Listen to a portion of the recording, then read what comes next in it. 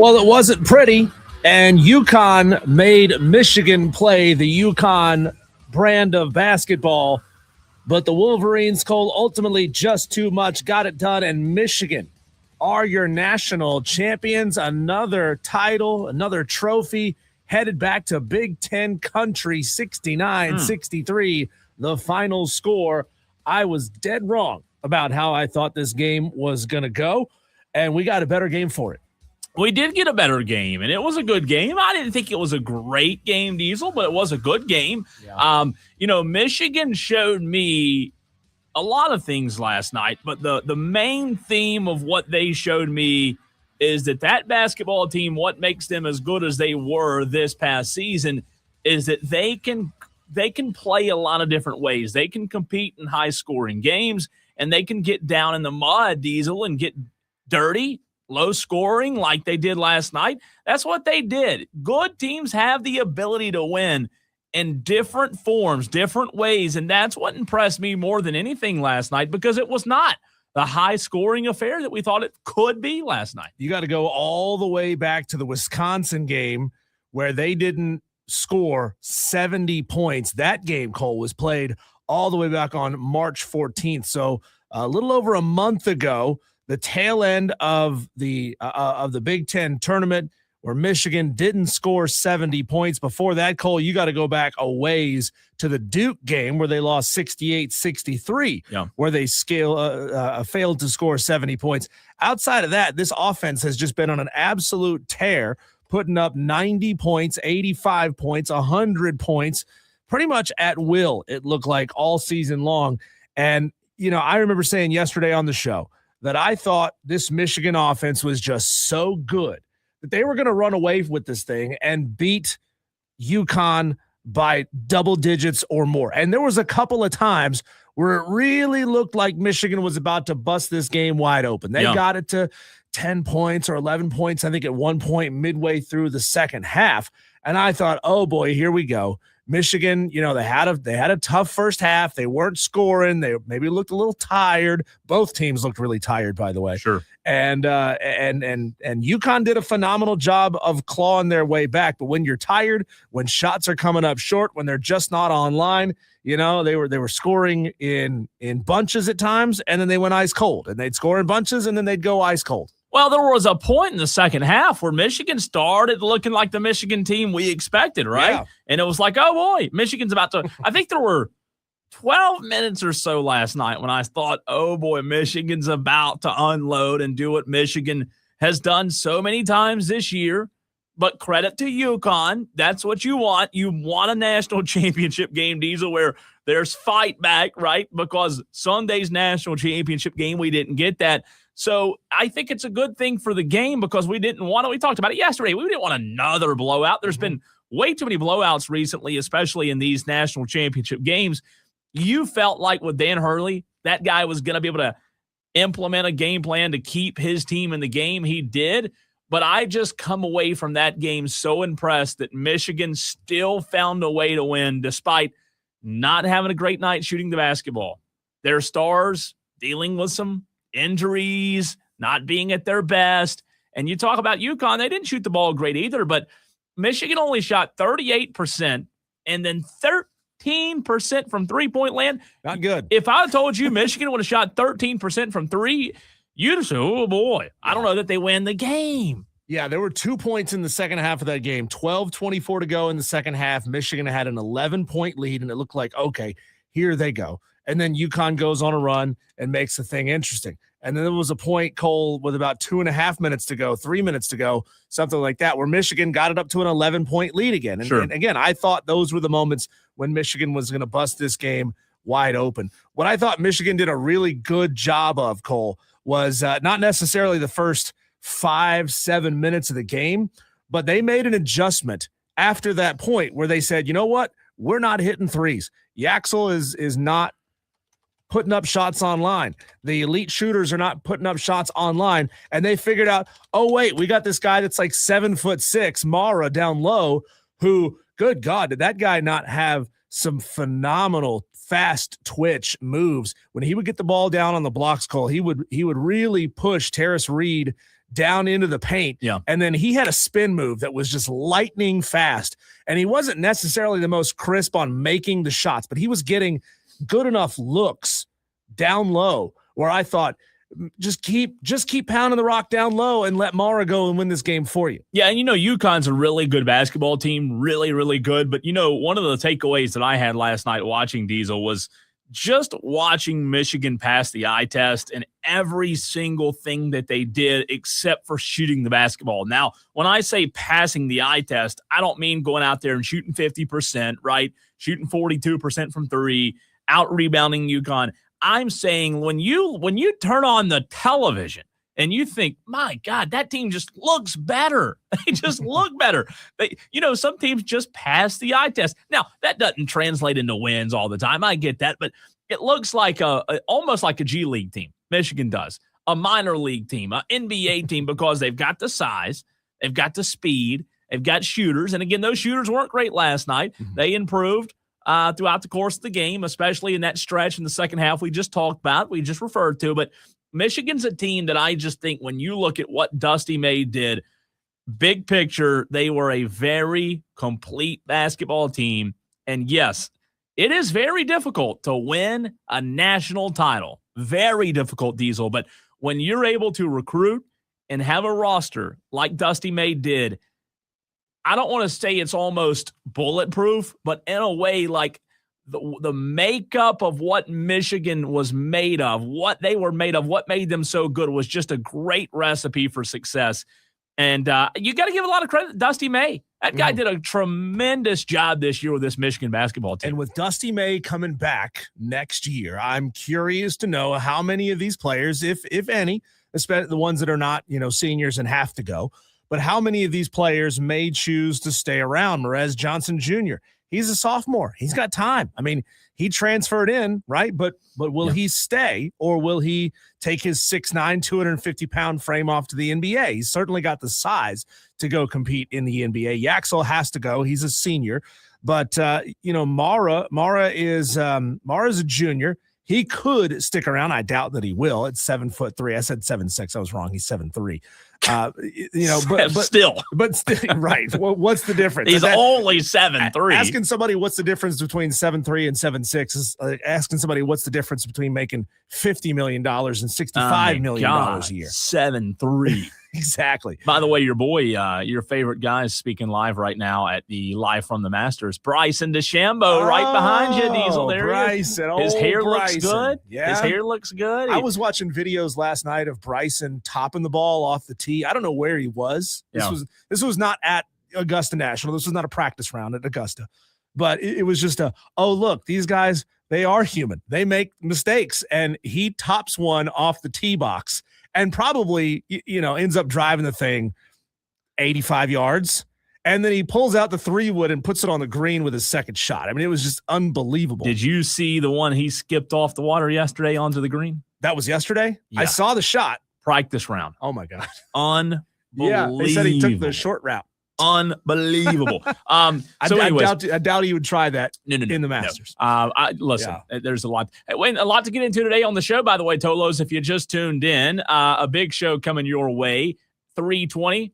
We're going to talk about the SEC and the Big Ten as the tide turned a little bit. Also, a little Hornets for you coming up later in the show. As hot as they are, a tough test coming up.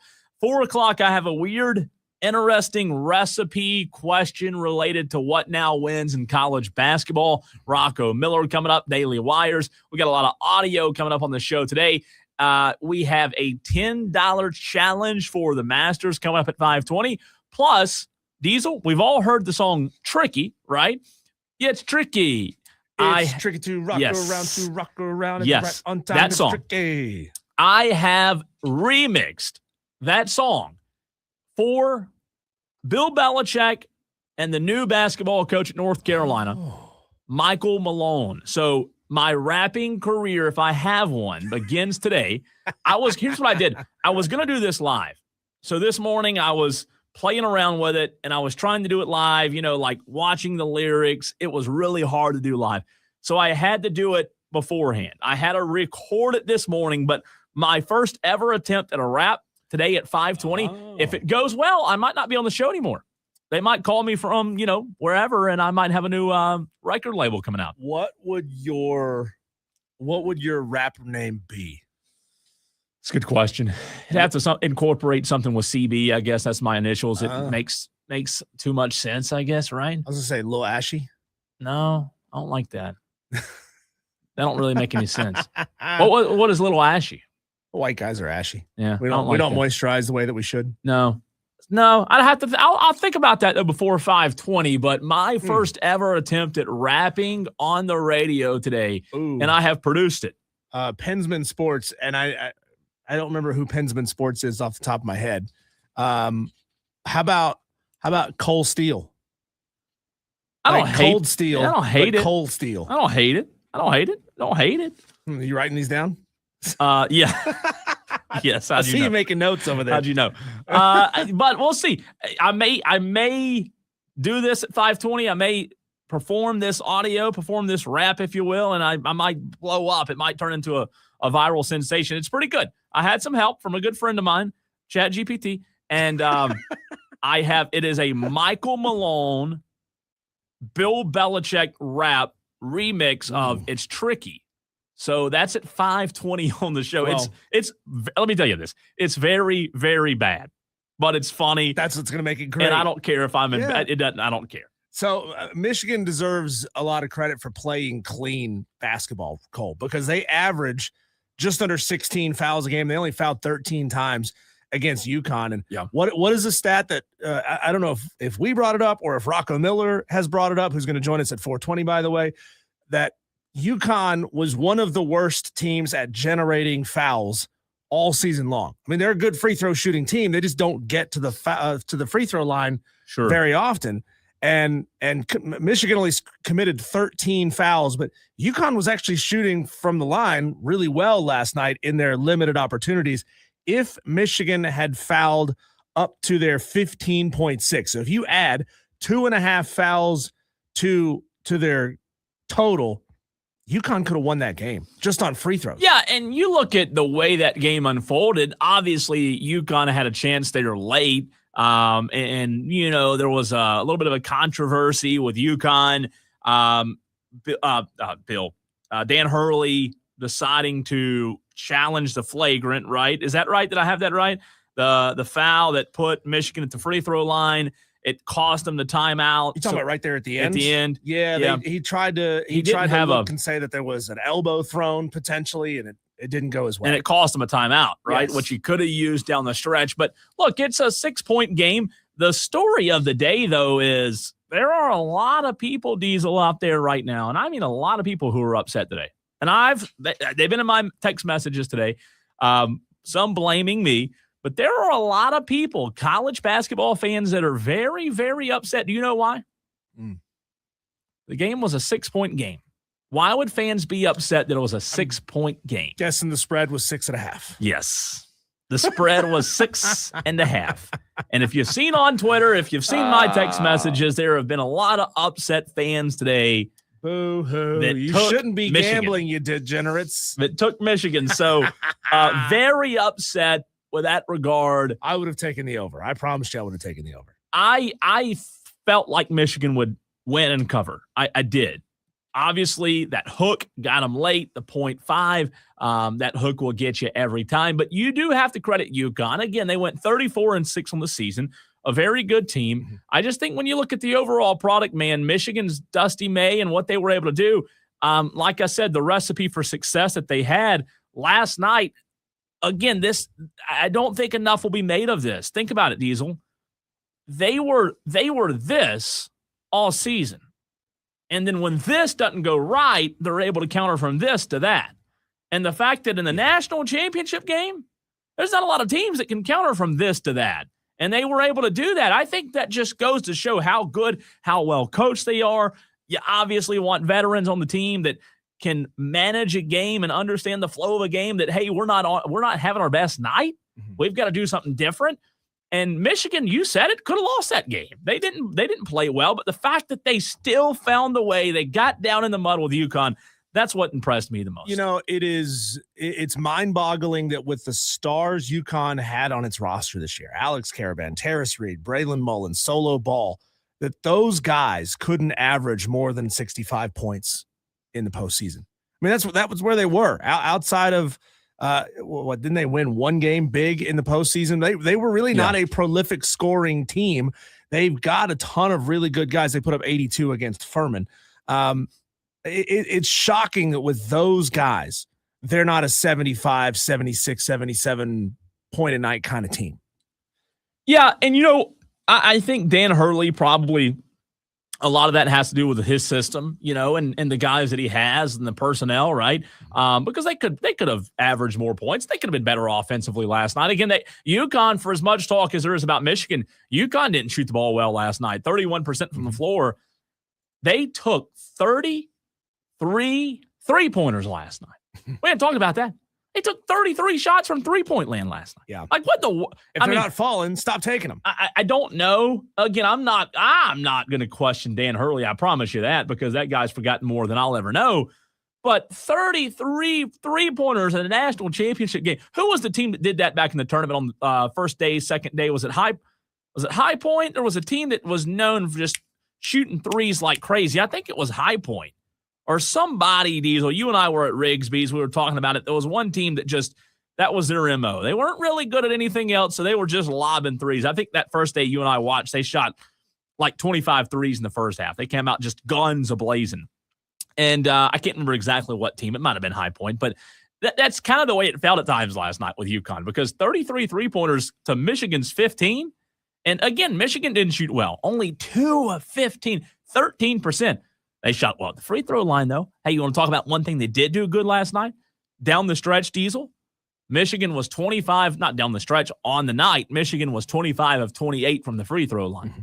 So, hey, you know what? We might not be shooting the ball well. We might not be shooting well from three-point land. We might not be out-rebounding UConn, because Michigan got out-rebounded 46-39. But you know what we can do?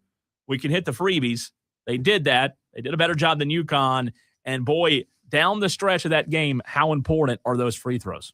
They're huge. They're huge. And I couldn't figure out why UConn wouldn't push the ball down low more, because they took 14 shots from down low, Cole, 33 three-pointers. Just the balance was off. They were not shooting the three ball well. Dunks and layups, they were hitting obviously at a high clip, 50% is what you're supposed to do. Outside of that, they were hitting other twos, so shots inside the three-point line, but not dunks and layups. They were shooting those at a fairly decent clip. So bring the ball in just a little bit more, get into that higher percentage shot where you have an opportunity to score. And maybe they could have taken this game away from Michigan, but Michigan was just so good defensively that I think they were destined to win this game no matter what. It was an interesting game, an interesting clash that nobody really expected. In the first half for Michigan was just way weaker than we thought it was going to be. And they got off to a hot start in the first half of the second half, faded down the stretch. So an interesting game of runs. And how about Michigan lately? Winning a basketball championship, won a football championship just a couple of years ago. Mm-hmm.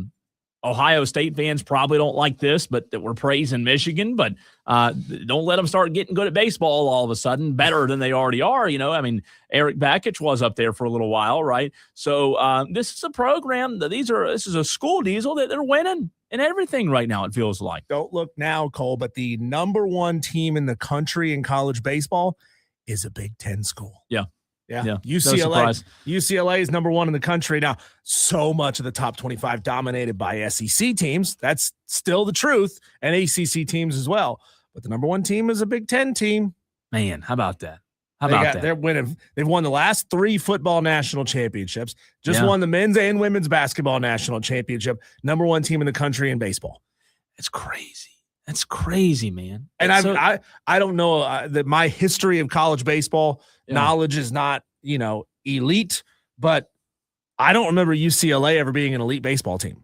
Yeah. You know what's interesting, though? I mean, how much do we credit Dave Portnoy? I mean, we joke about it, but, is that the reason they're good? I know that guy isn't the only person pumping money into the program, Diesel, but Barstool has millions and millions and billions of dollars, and Dave's probably pumping a lot of it into Michigan. I just wonder, with the success in football and the success in basketball, How much credit does Dave Portnoy get? I think that's fascinating in terms of the amount of money that he's pumping into that program year in and year out. So congrats to Michigan. They were the better team last night. I know our Ohio State fans out there that turn it on and leave it on every day probably aren't delighted by the fact that they have to hear that again, that Michigan is your national champion, but that is what it is. Michigan was the better team. Hail to the victors, as they say. God, you're going to get – you better get low below those windows right there. Duck down. Lonzo, Duck can down. you hear me, Oh, I Michigan? forgot about that. He is Ohio State guy. He is. How about that? That's interesting. We'll continue the conversation about the Big Ten SEC. Is there truth to it? What's happening to the SEC? And then we'll also open the next segment with a first when it comes to Clemson and a local product who is opening play tomorrow in Augusta. I'm sorry, Thursday in Augusta. Today is Tuesday. Is that right? It is, believe it or not. And then Wednesday comes after Tuesday. Do I have that right? Most weeks it does. I had my days confused there for a few minutes. I don't know what we're doing, but we'll continue the show next.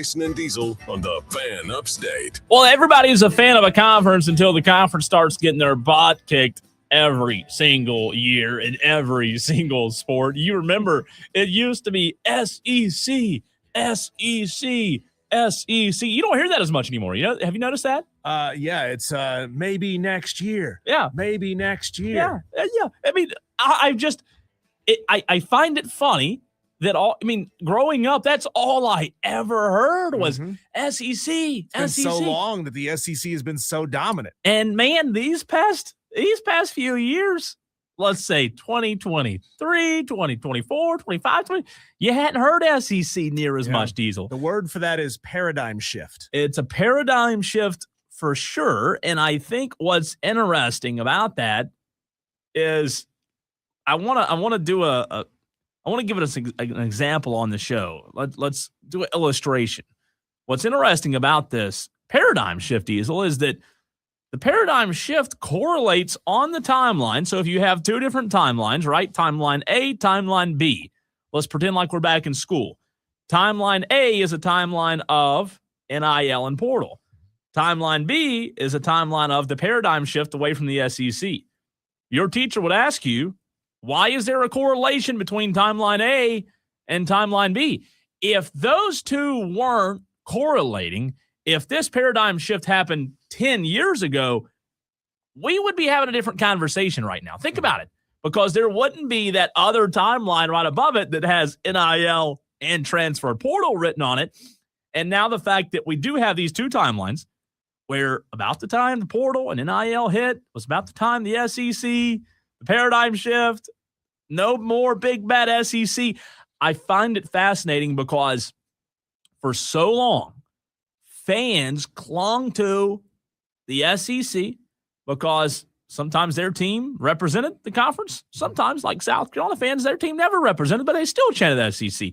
But I find it fascinating now because you don't see a lot of SEC fandom out there anymore. You don't hear about it near as much, Diesel. And the fact that it correlates with that timeline right above it of NIL and the transfer portal just begs the question of, is the Big Ten, other conferences, even include the Big 12 and the ACC out there, is this truly a new day in college athletics that we've seen now for the past 3 to 4 years where conference affiliation simply doesn't matter? Well, think about it like this. The landscape is always shifting, right? I mean, there was a time, call it the late 80s, when Miami was winning all these titles in college football, and you had the Big East was really good.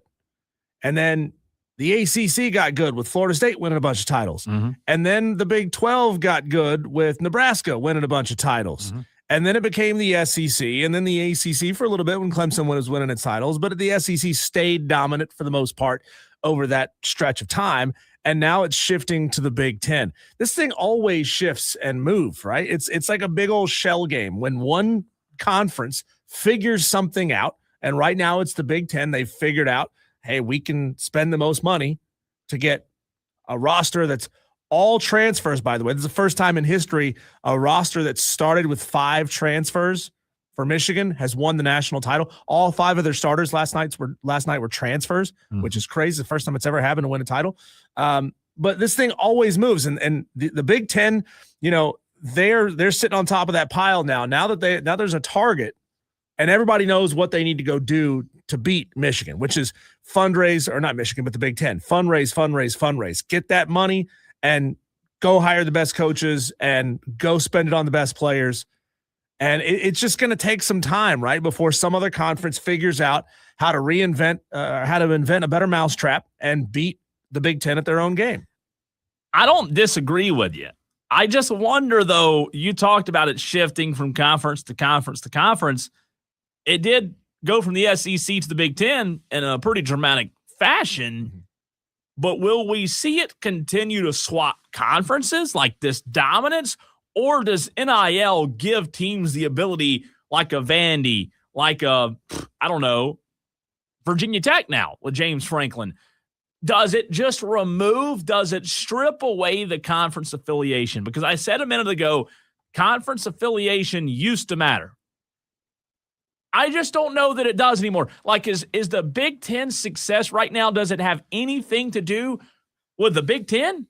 Or does it just have more to do with the teams in the Big Ten, like you said, are spending the resources? I believe back in the day, a lot of the SEC success, Diesel, had to do with conference affiliation. The SEC, it mattered to be in the SEC. There were players who would choose a middling SEC team over a really good ACC team. For example, I mean, I'm sure there were guys that signed with Mississippi State over Florida State just so that they could play in the best conference, get all the NFL scouts looking at them on a weekly basis, be on TV every single week, get the extra money that helped them build extra facilities. And that's changed a little bit. I mean, I'm curious to find out if players are going to start choosing Illinois and Iowa and Wisconsin and Minnesota just because they're playing in the Big Ten, and that's the hot conference right now. And that's the thing about it.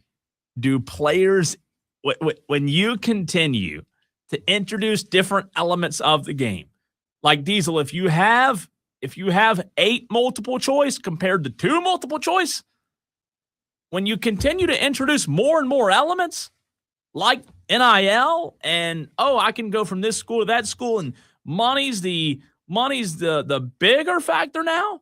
Do players that are even being recruited care about blue bloods? Do they care about tradition? Do they care about conference affiliation anymore? Because like all that stuff's nice, the pageantry, we all love it. It made the sport fun. But my point is, I think this sport has just, not this sport, college athletics have become so transactional. And Diesel, that's the way business is, right? Business is transactional. When a business writes a check to a company, it's transactional. When you, as a homeowner, Diesel, you and your wife write a check to a company, it's not transactional. There's emotion involved, right? It's your home. It's your hard-earned money. It's so transactional now. I don't know that any of this other stuff even matters anymore. I don't know, and I know this might have, I don't know that the SEC being in the SEC even matters anymore. A lot of texts coming in on the show right now. 844. Are we upsetting somebody? Oh, of course we are. Of course we are. Buckeye Mike says, I've been down here for 30 years, and as long as the Big Ten wins and the ESECPN loses, I'm pretty happy. Buckeye Mike, did you just say you're happy with Michigan winning a national title? As long as it's your... He would rather it be Michigan than an SEC school? I guess so. Wow. I mean, are Ohio State fans going to start chanting B1G, B1G, B1G? I like that. B1G. B1G. Yeah. I like that. I mean, hey, as a G5 fan, I've been to games at SEC stadiums and had SEC fans chanting SEC at us. Like, come on, guys. You guys have like $100 million budget. We have like a $25 million budget. What are you doing? No doubt. Texter says, Michigan is tough for me. I'm 39 and can count on my fingers how many years they've not been banned in basketball, football, or embroiled in controversy. Habitual cheaters, sucks for this year's squad, but it's always going to be tainted because of the history of shady business. I'm not the only sports fan who feels this way. It's unfortunate. Tolo J. Butane, I think you're being a hating-ass hater. You're being a hating-ass hater, J. Butane. John Dog says, you never hear ACC chants, go Dogs, stop hating on the SEC. Well, I hate to tell you, John Dog, but that sun ain't shining on that dog's ass this year. No, it is not. No, it's the not. SEC is under the cloud right now, and the sun is shining on the Big Ten, hating on the SEC. And really, dear God. Hey, college baseball, college baseball is really all the SEC has left. Now, it's a one-sport conference. Well, let me back up. Women's basketball is very good. Texas and South Carolina. Yeah, but what'd they win this year? Nothing. But the reality is, while those schools are very good, there are a lot of other SEC schools that aren't good. So there are a couple of good teams in the SEC.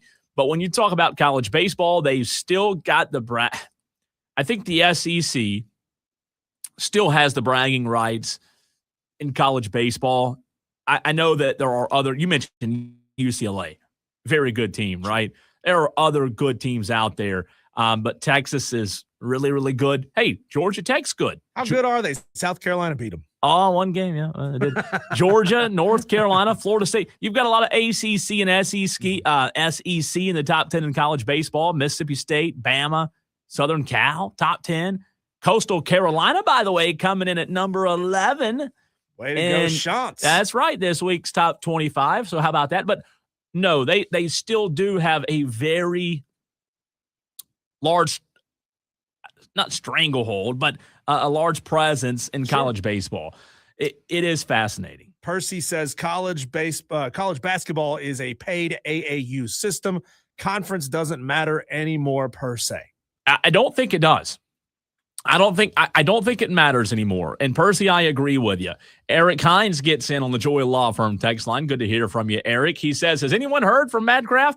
Not since Miami lost in the national championship game. We have not. It has been a lot of days now. I don't have my counter. Where's your I was going to say, where's your counter? I don't have my counter anymore, but I might can get it. It's been 84 years. It's been a long time. By the way, real quick, before we run to a break, Diesel, this is pretty cool. You know, we get used to things, and when we get used to things, I don't think we appreciate them as much.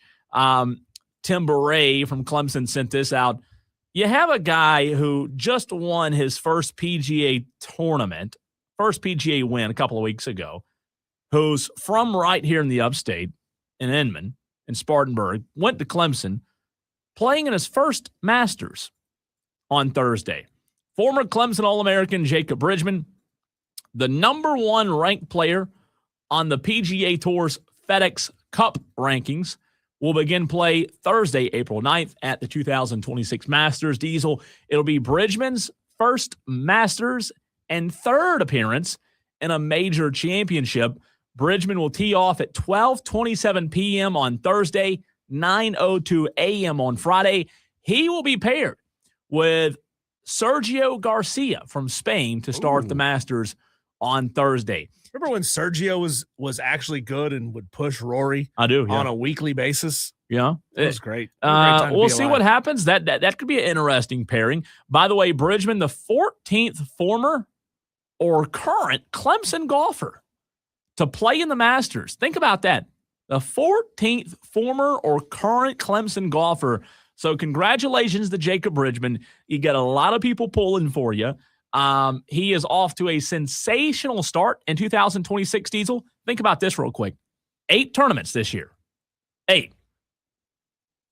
He has 8 top 20 finishes. Wow. In 8 tournaments. Wow. Including his first career victory at the Genesis Invitational, where he shook Tiger's hand in L.A., right? He also finished 4th at the season opening Sony Open in Hawaii, 5th at the Players' Championship. He has already won this year $6,564,485 this year. Wow. Think about that. Jacob Bridgman has won $6.5 million in 2026, Diesel, and we're 4 months into the year. Hey, shout out to Clemson Golf. Shout out to Larry Penley, the legend. Larry Penley down at Clemson. We had him on a couple times over the years. In and around the Masters, and when Clemson golfers were playing hot golf, you know, Larry Penley, he's a legend. He was there for a long, long time at Clemson and ran one heck of a program. I just love it, man. I love it. Good luck to Jacob Bridgman, our local product from Chapman High School and just up the road in Clemson. Let's pull for him this weekend in Augusta. When we come back, are the Charlotte Hornets destined for the play-in tournament, Cole, or is there a path where they could sneak their way up into 6th place and get one of those guaranteed spots in the NBA playoffs? We'll talk about the Hornets next.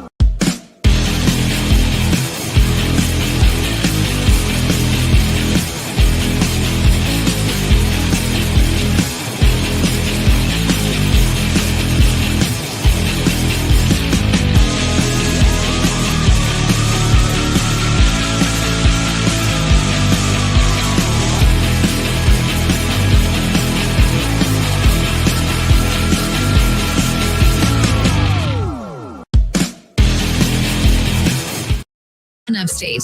Cole, you get good, you give us a reason to talk about you. The Charlotte Hornets are right there on the cusp of having a guaranteed playoff spot for the first time in like 400 years as a franchise. It's incredible. 406, At least I believe. it feels that way. It does. It feels like it's been 406 years since the Charlotte Hornets have made the playoffs. But Cole, with 3 games left, just 3 games. Did you know there were only 3 games left? Yeah, I've been looking at the season? I was actually looking at the home games last week, maybe trying to make one. Running out of time. It's only like 5 home games left, so that's not going to happen. So the tough thing is the Charlotte Hornets are a half a game out of 6th place. 6th place team in the East are the Toronto Raptors. Just in front of them in 7th place would be, Cole, the 76ers. And they are actually tied with the 76ers, but the 76ers hold the tiebreaker. Okay. They're tied as far as how many games back they are. But here's the tough thing. With just 3 games to go, these red-hot Charlotte Hornets have an unenviable stretch of games. They will face the number 2 seed, the number 1 seed, and the number 3 seed in the Eastern Conference over the last 3 games. And they need to go undefeated in that stretch. Yeah. The problem is they're not. They're not going to go undefeated in that stretch. That's incredibly hard to do. And 2 of those games are on the road. They are on the road, but, while those 3 games seem daunting, like you have to look at what you'll face in the playoffs. And if they want to make a run, they're going to have to win 3 games in a row. And I know that might seem like a stretch, but they could. They could. Yeah. Guess what? Here's how you do it. You win 1. All you got to do is win 1 game. And then after you win 1 game, guess what? All you have to do is win 2 in a row. You win 2 games in a row. Why can't they win 2 games in a row? That's called a winning streak. And then you win 2 in a row, and then you only have 1 game left. I'm just saying it. Yeah. They're good enough to do it. I really do believe it. You would prefer to be facing teams like the Pacers and the Bucks and the Nets down the stretch, but they're not. They're facing the top end of the Eastern Conference. They've got Boston tonight at 8:00. That game's going to be on NBC Peacock, so you'll actually get to watch it. Yeah, they just played Boston back on the 29th, so 8 days ago. Yeah, it feels like. And they lost that game, by the way. They lost that game at home, 114-99. The last time they played Detroit, Cole, and I'm trying to find, we go all the way back if they even played Detroit this season. What a time to start playing the best teams. All the way back on December 20th was the last time they played the Pistons, and they got beat by like 40 back then. But the Hornets different team. The Hornets stunk back in December. Con Knippel wasn't there yet. Yeah. But they're on a 4-game win streak right now. Boston, Detroit, New York to close out the season. Boston and New York are on the road. Detroit is at home. We're actually going to get to tune in and watch them tonight at 8:00. That's an odd thing. That's an exciting thing. Well, to have the Hornets on TV. The weird thing is they beat Boston pretty handily not long ago, and then you just mentioned that one loss they had just 8 days ago. And they lost to the Celtics without Jaylen Brown. Correct. And then they looked really good, really formidable, Diesel, before that when they played them. So it's going to be tough. But you know what? Guess what? They're only favored by 4.5. Now, that Vegas line, of course, that doesn't dictate the outcome, but that tells you that Vegas expects this game to be somewhat close. LaMelo's averaging 19.8 points per game. And, Jaylen Brown, when he's averaging 20-plus, it feels like. I don't know his exact number. 28.7 a game is what he's averaging.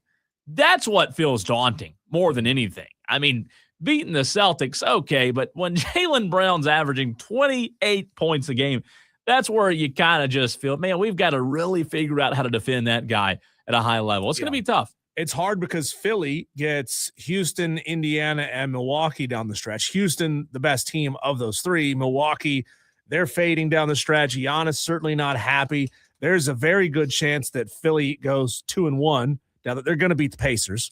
But and I have a good feeling they're going to beat the Bucks.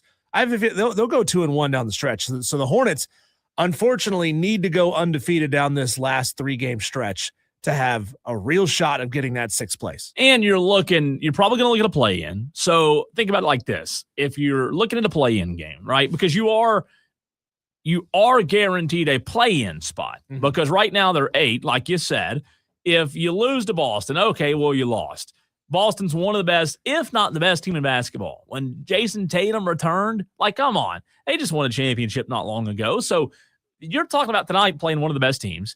If you do have to go to the play-in game, guess what? You're going to be playing Orlando or Philly or Miami, somebody like that. And then, if that's the case, hey, you know what it takes to beat the best. Let's go on a little bit of a streak and see if the Hornets can put together some kind of playoff run. Yeah, the projection at the moment right now is that the Eastern Conference play-in will be Philly, Charlotte, and then Orlando versus Miami. You said Philly, Charlotte. Philly, Charlotte, and then Orlando, Miami. All right, let's go to the phone lines. Kevin wants to weigh in, 844-FAN phone. What's up, Kevin? Hey, I just wanted to call in and remind you, we talked briefly a couple months ago about who owns college football, and me and you discussed it was Big Ten or SEC, and who won last night the basketball championship? The Big Ten did, and Kevin, I hope you didn't miss the very last segment of the show. If you did, you can go back and listen on the Odyssey app, because we talked about just that. We talked about, did you hear it? I will. Yes. No, I did not. You need to. It was about 15 minutes worth of me saying, you know what? The SEC is no more. And by the way, Kevin, when we did that segment, we ticked off all of the SEC fans out there. So I don't have a problem admitting if I was wrong, and maybe I was, and you're right in the sense of it's definitely a new day. It's good to hear from you guys. You guys take it easy. Good to hear from you as well, Thanks, Kevin. Appreciate the phone call. Good text came in at 844-FAN phone. Great way to get in and be a part of the show. Texter says the good news for the Hornets is, since they're playing such good teams who don't really have much to play for, maybe they'll get a break with some players resting. Only New York has to worry about losing the 3 seed. Detroit and Boston are pretty set as the 1 and 2. So good point. Hopefully, good point, that'd be that. Hey, we'll take it. Come on, Hornets. I'm pulling for you. Lakers everybody's hurt, so I have to have somebody to pull for, right? Diesel, I want to know in the very next segment, we just watched the national championship last night in college basketball.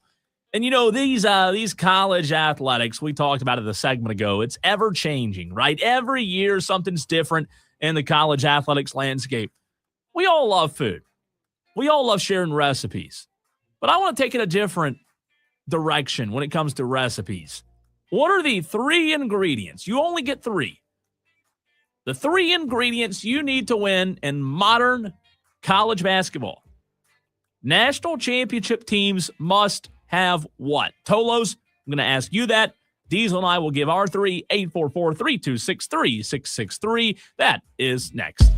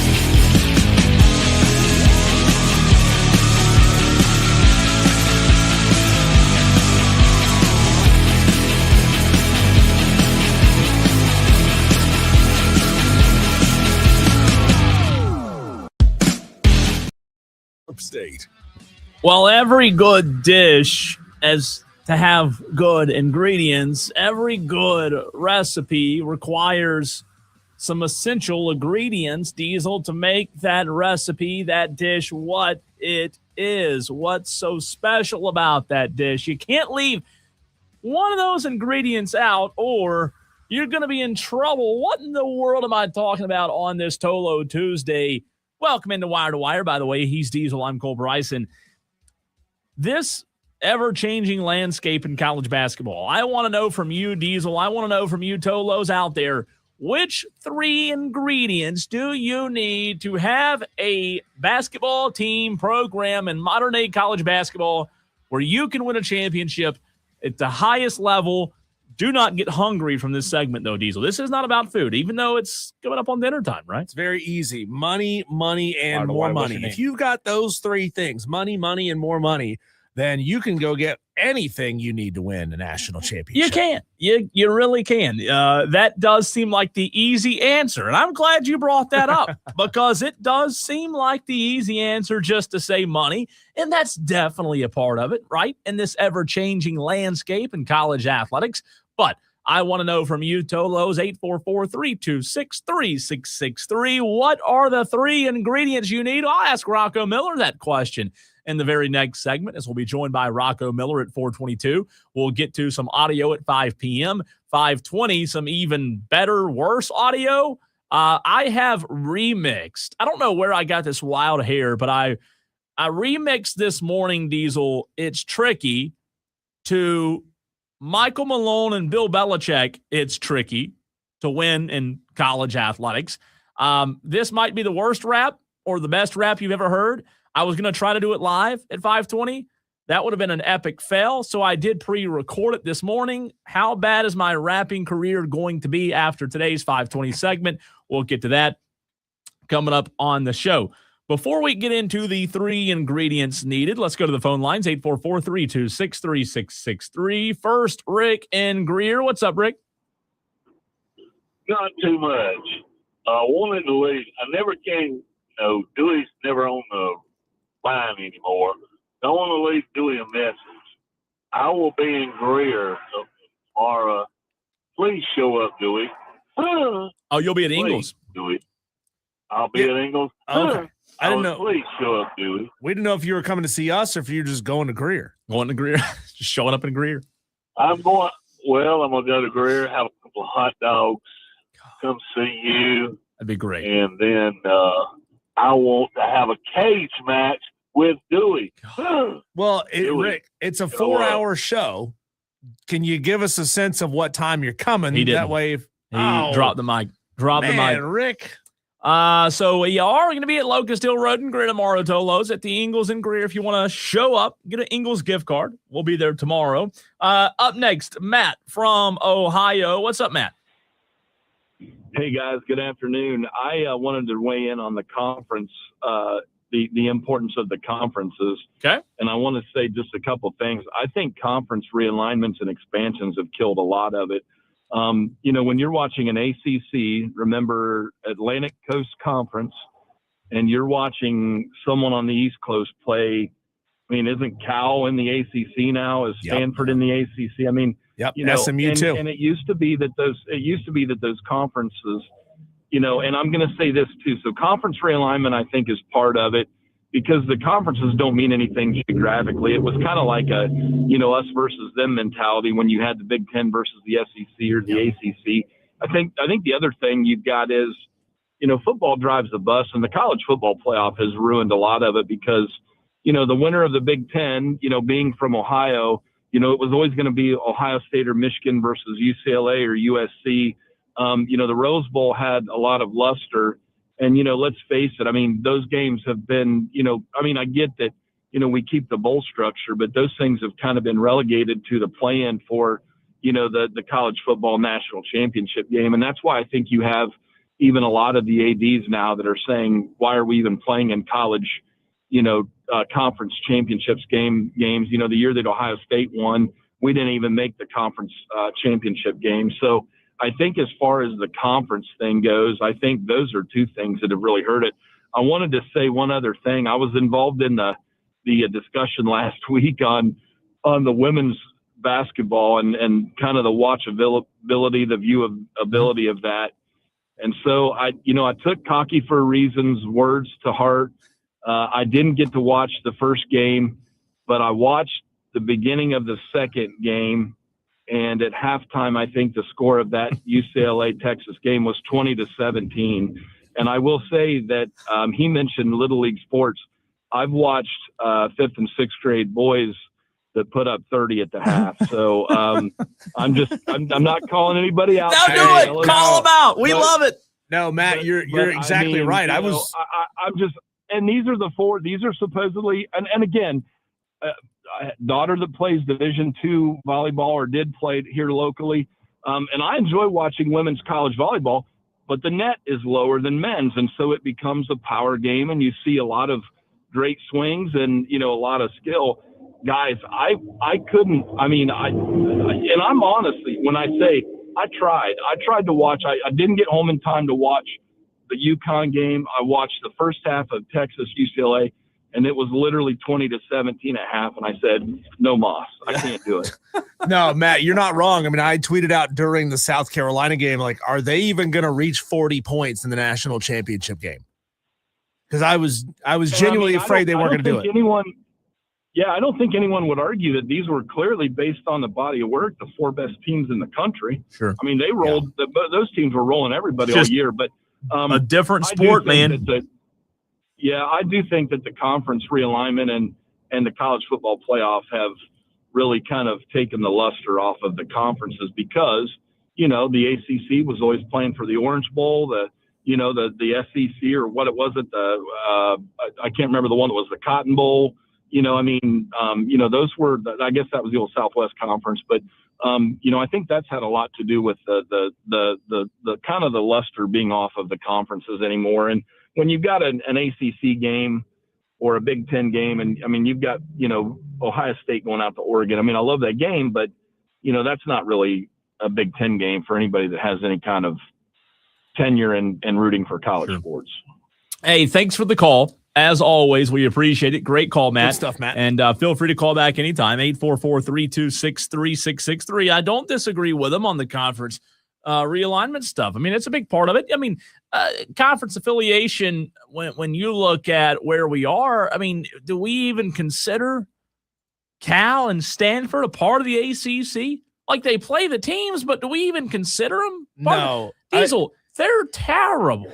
I remember a few years ago when New Mexico State and Idaho were temporary members of the Sun Belt Conference, and it felt weird to have those schools way out there being in a conference that's essentially in the same footprint as the SEC and the ACC. I wish the ACC had been smart enough to make Cal and Stanford affiliate members, say, hey, we're going to give you 5 years or 10 years, and we may re-up you on a rolling 5-year basis, but we really want you to find a home on the West Coast somewhere. We want you in the WAC. We want you in the new look Pac-12. New look Pac-12 didn't exist. We didn't know it was going to be what it is when they joined the ACC. But I wish the ACC could look at it and say, guys, it's been fun, having a little fling out there on the West Coast every now and again. You fly in, you have a game, you fly out. But ultimately, this isn't who we are. So shoot, go somewhere else. In football, those two teams finished last year in the ACC standings 9th and 12th. In basketball this year, let's see, Cal was 1, 2, 3, 4, 5, 6, 7, 8, 9. Stanford was 10. And if you go look at the current college baseball standings in the ACC, they're next to last and last. They're not good. Right. They're not good in baseball, football, basketball. So, I know they're a member. You and I have to go to these ACC kickoff media days where we interview the coaches and the players, and we act like we care about those teams. But while they're a member, they don't feel like any more of a part of the ACC than they did when they joined. No, it's just not a good look. And you wish that there was an apparatus to remove underperforming members. You'd love to be able to say, hey, Boston College, get it together, or in 5 years or you're out. hey, Syracuse, get it together in 5 years or you're out. Like we would rather be a smaller, leaner, meaner conference than be supporting programs that are never going to be able to compete even at the highest level of this conference. Corn Chip text in on the Joy Law Firm text line, which you can do, Tolos, at 844-326-3663. Corn Chip says, got a new one.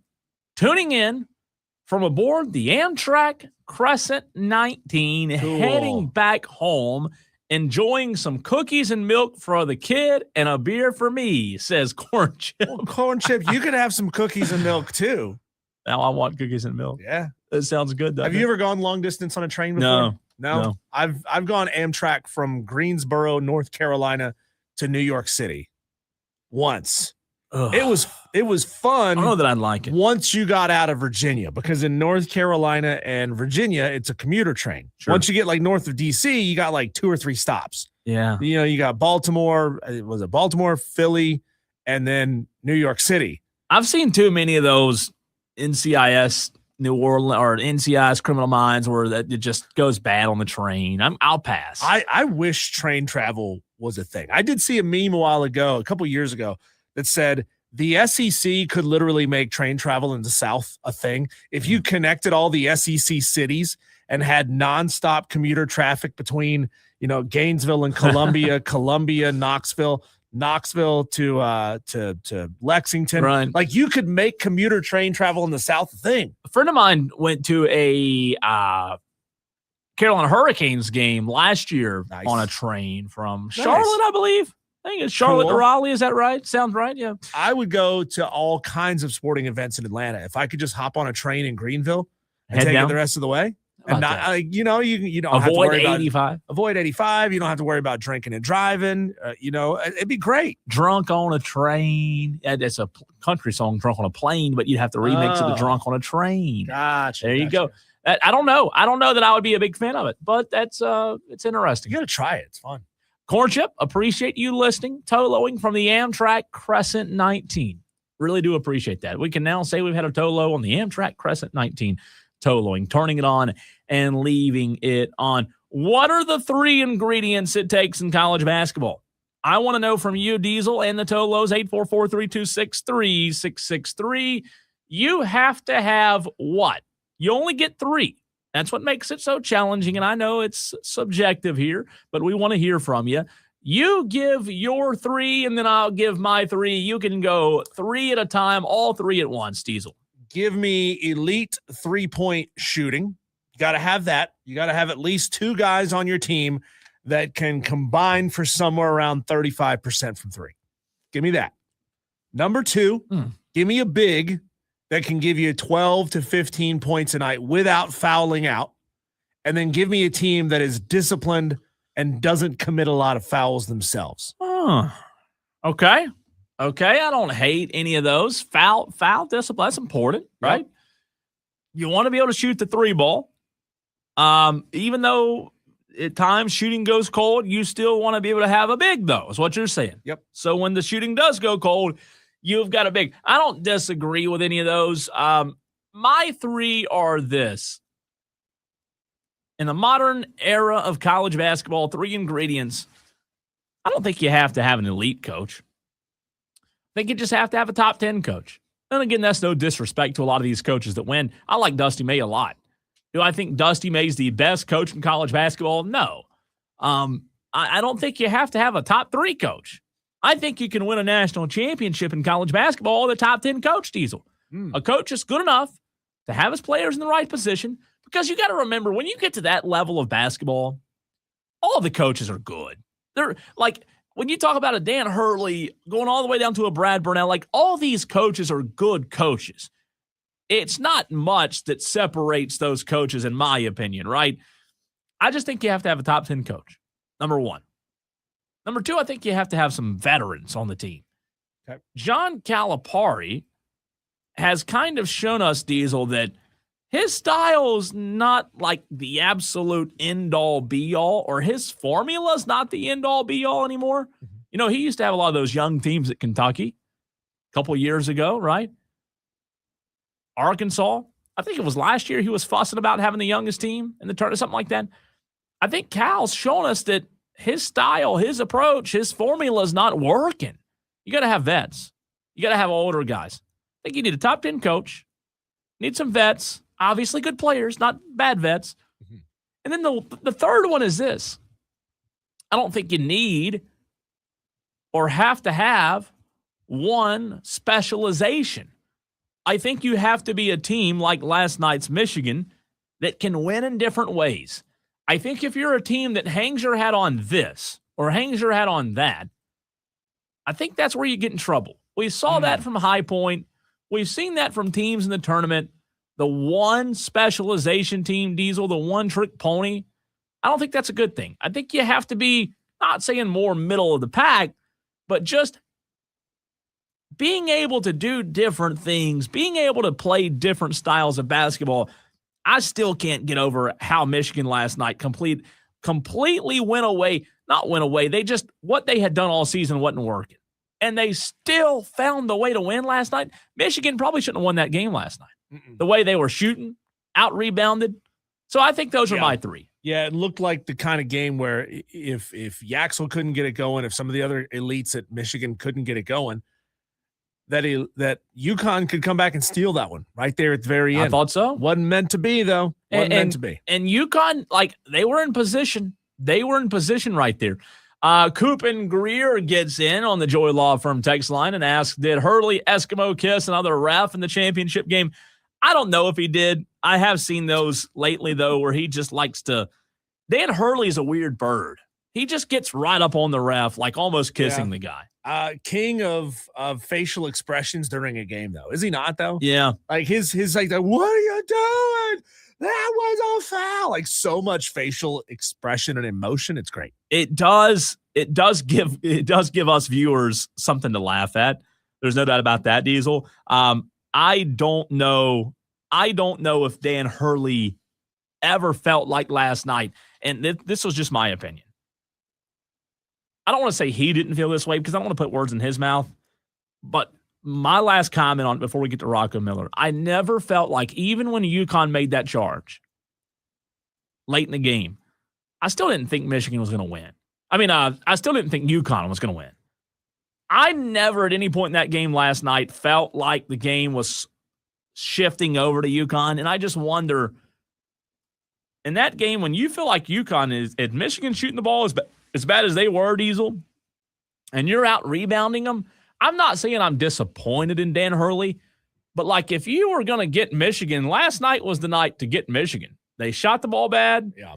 You out-rebounded them, and you couldn't figure out a way to get it done. And Dan, by God, could you buy a new suit? Because I am tired of hearing that you've been wearing the same suit for all these years and lining is falling out. I don't care, Dan. You don't have enough money. You lost. Go get a new suit. He can't afford a new suit. Do you know one time he forgot his little prayer beads or whatever on his wrist, and he made his wife go back to the hotel room to get them? I didn't know that. It's like the plot to Pulp Fiction. Had to go back and get your grandfather's watch off the little kangaroo, and bad things almost happened. Oh boy. Let's get deeper into the weeds on this game, Michigan UConn for the national championship. In the very next segment, Cole, we'll talk to the man himself, Rocco Miller from Bracketeer.org, and he knows all about it. That's coming your way.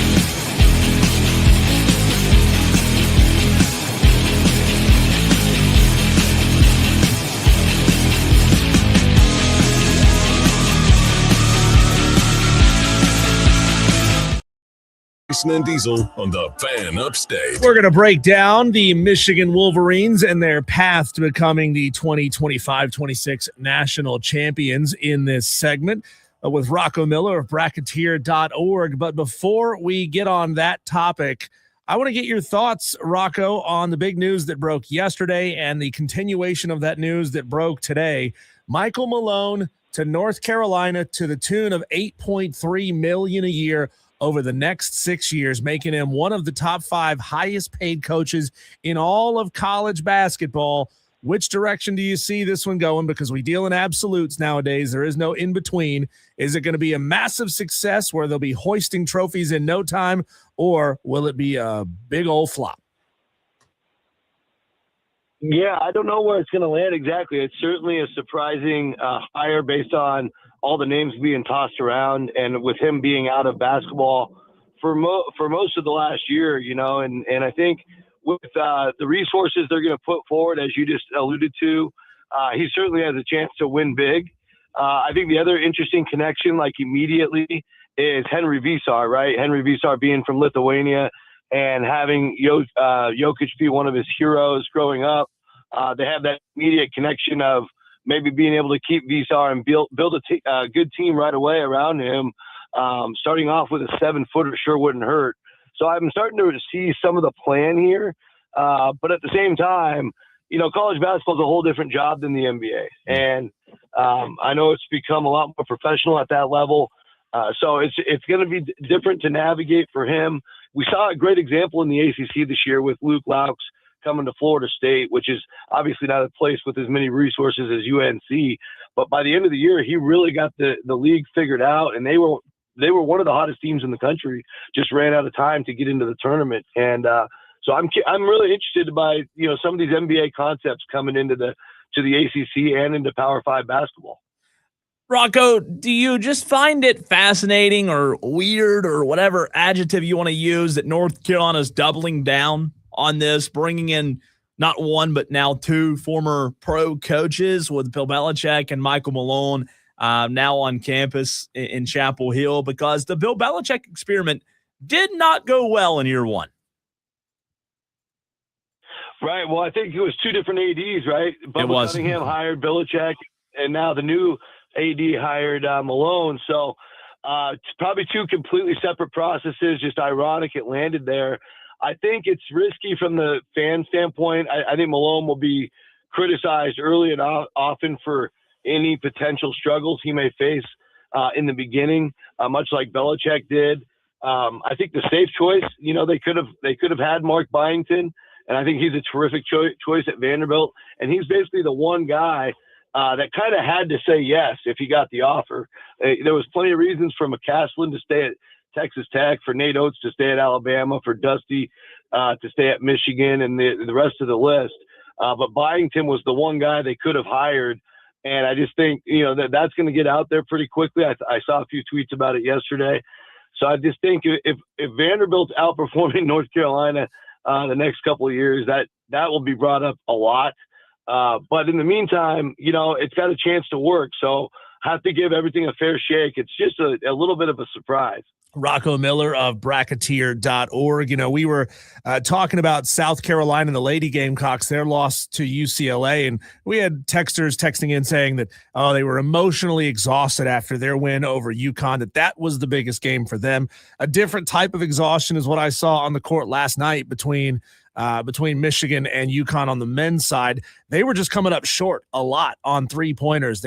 Neither one of these teams looked particularly crisp, but especially for Michigan, that's used to putting up 90, 95 a game, they just looked off. I don't know if you would be in favor of adjusting the calendar just a little bit, maybe moving those final 4 games up a day or 2 so that it gives them a little more space between the final 4 games and the national championship game. What were your thoughts on just how kind of sluggish Michigan looked in that win? Well, I just thought the game was that's credit to UConn. I mean, I thought the pursuit of the ball defensively, if you think of it from like a football standpoint, it was like a nonstop pursuit of the ball on both defensive ends. And it really took both offenses out of rhythm, which was completely Dan Hurley and his staff's design. to make that game muddy. They knew, from UConn's perspective, they knew they had to do that to have a chance to win. And that part of the plan worked so well for them. They had to overcome some brutal moments like the hook and hold call at the end of the first half, really flipped the first half. Otherwise, I think UConn had a great chance to go into the locker room with the lead. And I was just amazed and impressed with how hard everybody was playing. I mean, UConn basically made it a wrestling match. And I know for like the majority of the audience, that doesn't work well. But as somebody who watches the sport week in and week out at all the different levels, I was just so impressed how hard everybody was playing, whether it was Braylon Mullins just flying in for rebounds with like no regard for his body. We had a bunch of sequences where there was a guy on the floor on almost every possession. I counted at one point like 6 straight possessions where somebody fell down trying to get a rebound, and UConn got 24 offensive rebounds. And that just shows how good Michigan was. The fact that they only made 2 3-pointers, the fact that, Yaxel didn't shoot well at all. A lot of stats didn't look pretty. They still had too much strength in the middle to finally find ways to win, to get key baskets, to get up by 11 at that one point when the first 3 went in. But from a strategy standpoint, I love the X's and O's and the schematics. I just was so impressed how UConn actually made that a game they could possibly win. Would you have predicted that, though? If I would have told you before the game last night that UConn would have muddied the game up, like you said, out-rebounded Michigan, and Michigan shot as poorly as they did, especially less than 15% from behind the three-point arc, would you still have picked Michigan? Yeah, it would have been tough. I mean, that was UConn's path to victory. Yeah. And it's funny because you come out of a game like that and you're more impressed with UConn, but it just shows how darn good Michigan was. Rudy Gale was still able to get to the basket, from the 3 spot. McKinney played really well, I thought. Obviously, Cadeau was the player of the tournament. And so them stepping up like that really made up for, I think Mara only had 1 dunk. He had a million dunks, it seemed like, against Arizona. So they did a lot to take away the front court weaponry, or at least neutralize it. But the back court for Michigan really stepped up. I would have probably still picked Michigan, but I wasn't counting UConn out, because if the game got officiated even more towards UConn, there was ways to see them still winning, even playing that game back in my mind right now.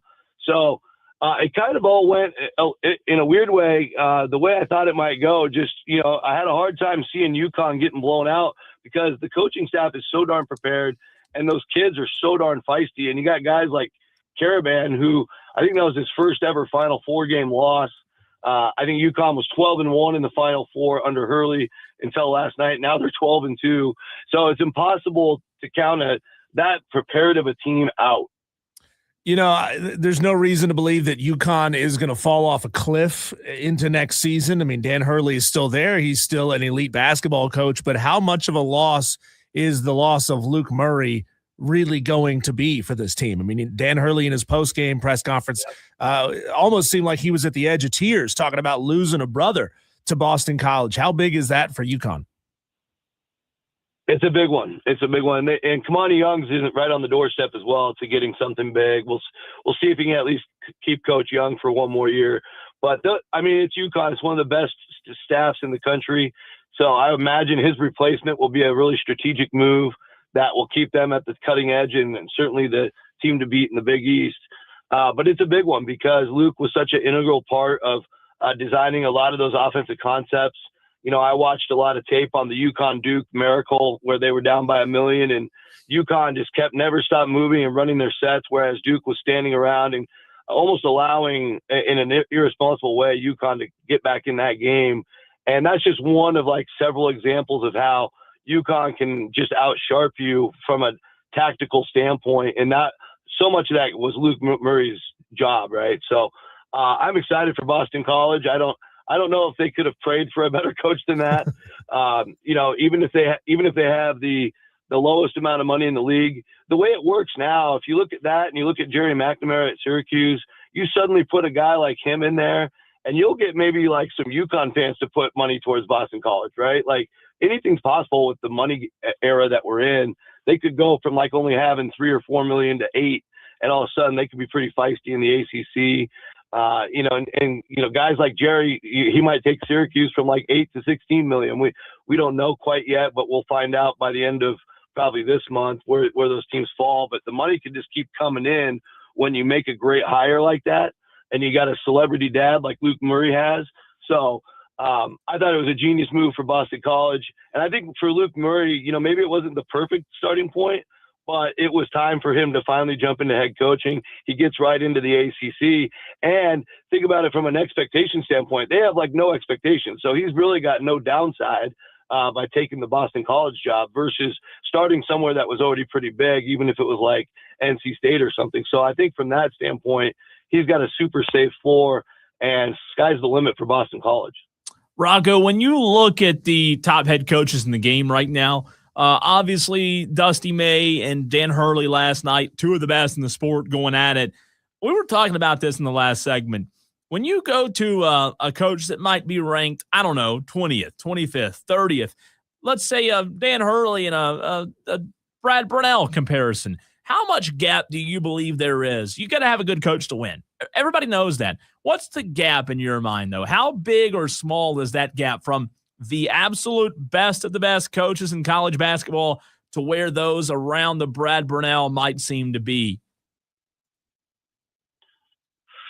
Yeah, it's all situational, right? Because I think if any of those like top 30 coaches, if you gave them the best roster, they'll all find a way to win with the best roster.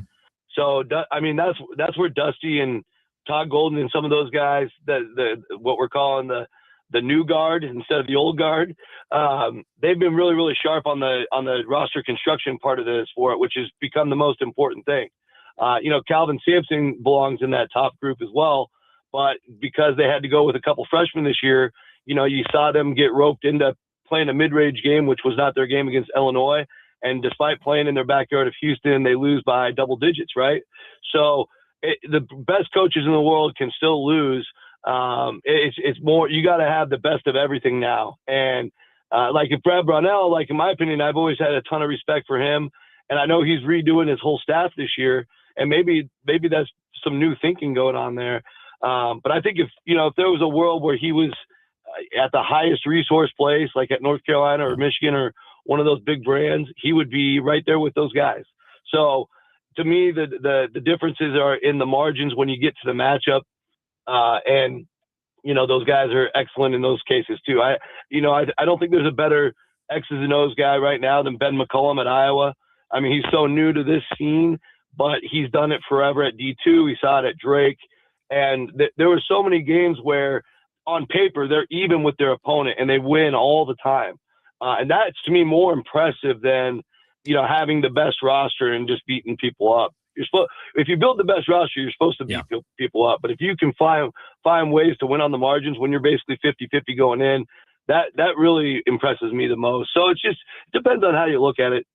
Rocco, about an hour ago on the show, we were talking about the paradigm shift in college athletics and how things have changed because NIL and the transfer portal has changed things. But another paradigm shift is that we're not seeing the blue bloods able to pick coaches off of the non-traditionally elite programs once they find a really good coach. They North Carolina, for example, used to be able to just take the pick of the litter, whoever they wanted. That doesn't really seem to be the case right now. We saw it in football over the offseason. Really good coaches at smaller schools getting big-time contracts to stay. And the same thing is happening in college basketball right now. What's going on? Do you have any thoughts on the internal workings of smaller, traditionally non-elite programs finally being able to step up and sort of circle the wagons and say, no, you're not going to take our coach this time. You might have been doing it to us for the last 40 years, but no more. Yeah, no, it's a great question. I think, what we're seeing here is the big brands, the blue bloods, the old guard, if you will, are still very, very powerful and very important. However, I think there's so many other places now have been able to match their investment. And if you already have that investment in a place that already works, there's really no reason to leave. That's the same in college football, quite honestly. And right now in college basketball, you could be at a place like Illinois or Arkansas or Florida or Michigan or UCLA even, and your chances to get to Monday night and cut down the nets are about it the same, right? Maybe Duke has the edge on everybody because of their access and unbelievable numbers in terms of viewership and all that stuff. But even the margin there is pretty slim, and that job pretty much is never available. So Duke might be the one last unicorn left because of that. There's places like, everybody wanted Dusty May to go to Indiana when he was at Florida Atlantic, right? Because he's a former Bobby Knight ball boy. But the pressure of Indiana just being the coach there is insane. So I thought he was wise and smart to sit tight, wait for another just as capable program with a big brand to open, and he takes the Michigan job. And here we are just a couple of years later, he's already got the trophy. And so that's just the reality of it. Instead of there being 4 or 5 blue bloods, now there's about 20 to 25 places that are matching each other in resources. And once you have that resources, then it's all about alignment.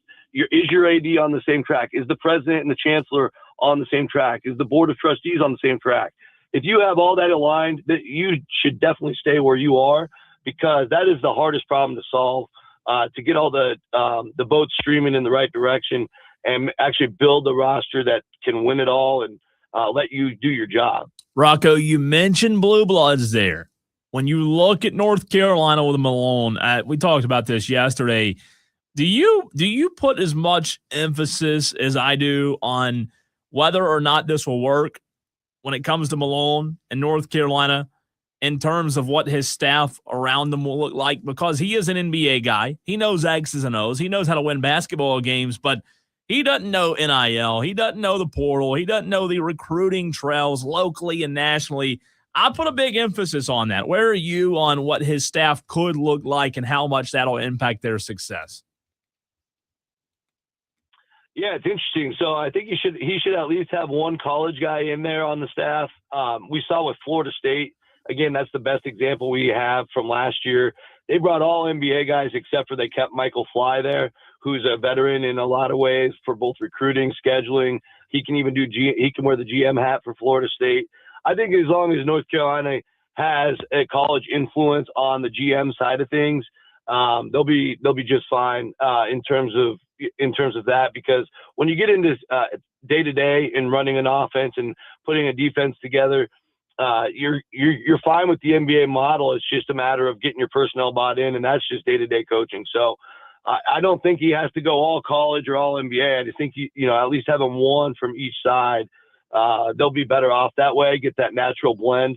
Because you do want to, navigating the college basketball season is much different than the NBA for obvious reasons. You're only playing 2 games a week. Your preparation is everything. By the time you get to game day, you should have all the work done, and from there it's up to the players. But what you do between games is so critical. In the NBA, a lot of times you're just reacting to things. You might have 2 games back-to-back nights. It's 250 Marriott nights a year for the NBA guys.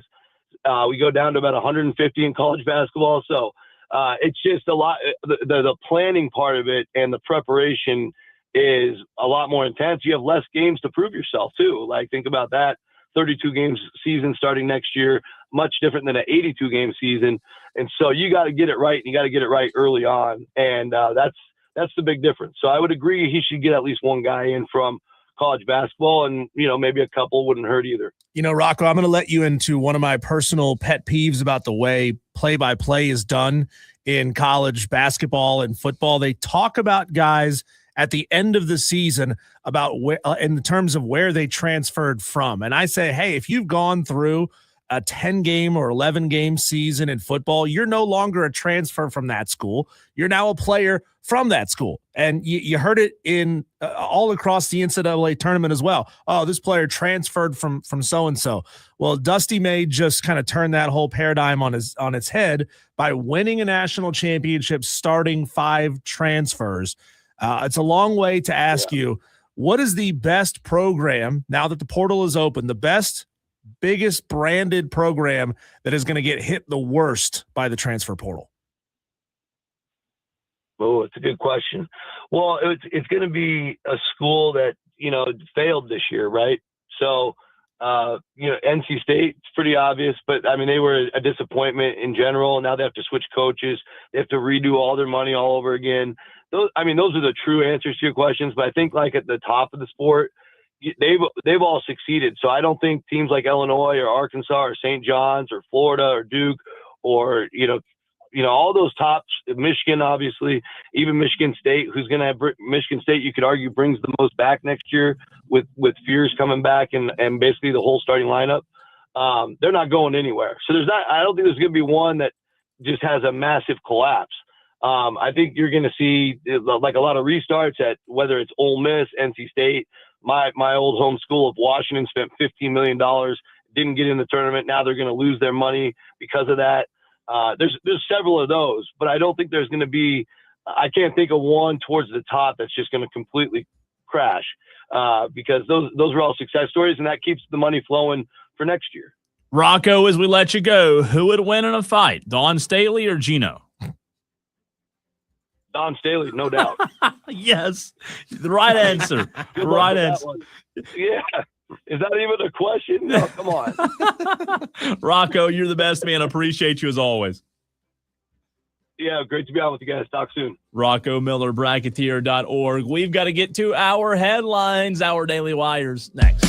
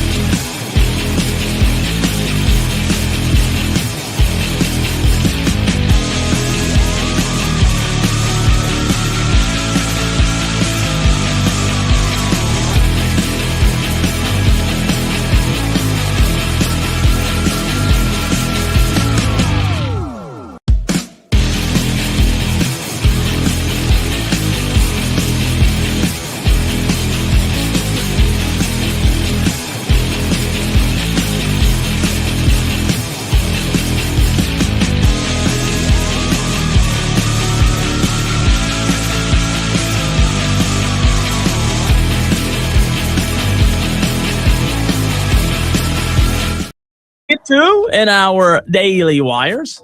Buzz. It's the buzz that's happening on. A combination of the two is evidently on the sports world. He's Diesel. I'm Cole Bryson. We have a lot to get to later in the show. Some audio coming up in the next segment. Also, my attempt at a rap. I don't know what got into me this morning, but I've attempted something that sounds horrible, but it's very funny, and I'll allow you Tolos to make fun of me because I don't care. At 5:20, a little Masters fun as well in that segment. But in our Daily Wires, the Atlanta Braves now 6-5 on the season, Diesel. After a 6-2 loss to the Angels last night, Atlanta has now lost 3 games in a row, and we'll have Reynaldo Lopez on the mound for game 2 tonight. Things started off good for Atlanta, but have not gone well as of late. A brutal stretch to end the season for the Hornets. You talked about this earlier. They'll face Detroit, Boston, and New York, 1, 2, and 3 in the Eastern Conference standings. That's a tough stretch. Speaking of the NBA, Memphis Grizzlies made 29 three-pointers last night against the Cleveland Cavaliers, matching an NBA single-game record, but still lost. How do you do that? How do you hit that many threes and lose? That's embarrassing, right? That's bad. Reports are out that Michael Malone will average $8.3 million a year, Diesel, over a 6-year contract at UNC as their next head coach. All of a sudden, he's top 5, highest paid. Whew. Cha-ching. Nice paycheck there. Bill Belichick being sued by a work crew he hired to maintain his Nantucket property in 2024 to the tune of $300,000. That's not anything to Bill Belichick, but Diesel, there was a handyman who said he improperly maintained plastic sheeting to protect the floor. And really, what? That seriously, What? bro? You're suing him because Bill didn't himself maintain plastic on the floor. Pretty much. Fernando Mendoza, the number 1 pick in the NFL draft, has informed the league that he will not be in attendance for the NFL draft. What? No. He said he wants to share the experience with his family in Miami. So how about that? No number 1 pick. Number 1, that's adorable. Number 2, fly the whole family I out know. there. You Come got the on. money, right? The Michigan Wolverines won their 2nd ever men's national championship. They are national champions. Clemson baseball now 22-12, 4-8 in the ACC on the season after a 6-4 win last night over Santa Clara. The Tigers back in action Friday versus UNC. UNC comes to town in Clemson. And last one for you. South Carolina baseball will host the College of Charleston tonight, seeing an old friend in Founders Park. The Gamecocks looking for their 16th win of the season, and those are your Daily Wires. Buzz, buzz, buzz. Cole, when we come back, let's hear directly from the players and the coaches who were there in Indianapolis last night. Some audio from Dusty May, some audio from Michigan's players who are hoisting a national championship trophy, and some sad audio from Dan Hurley. Next.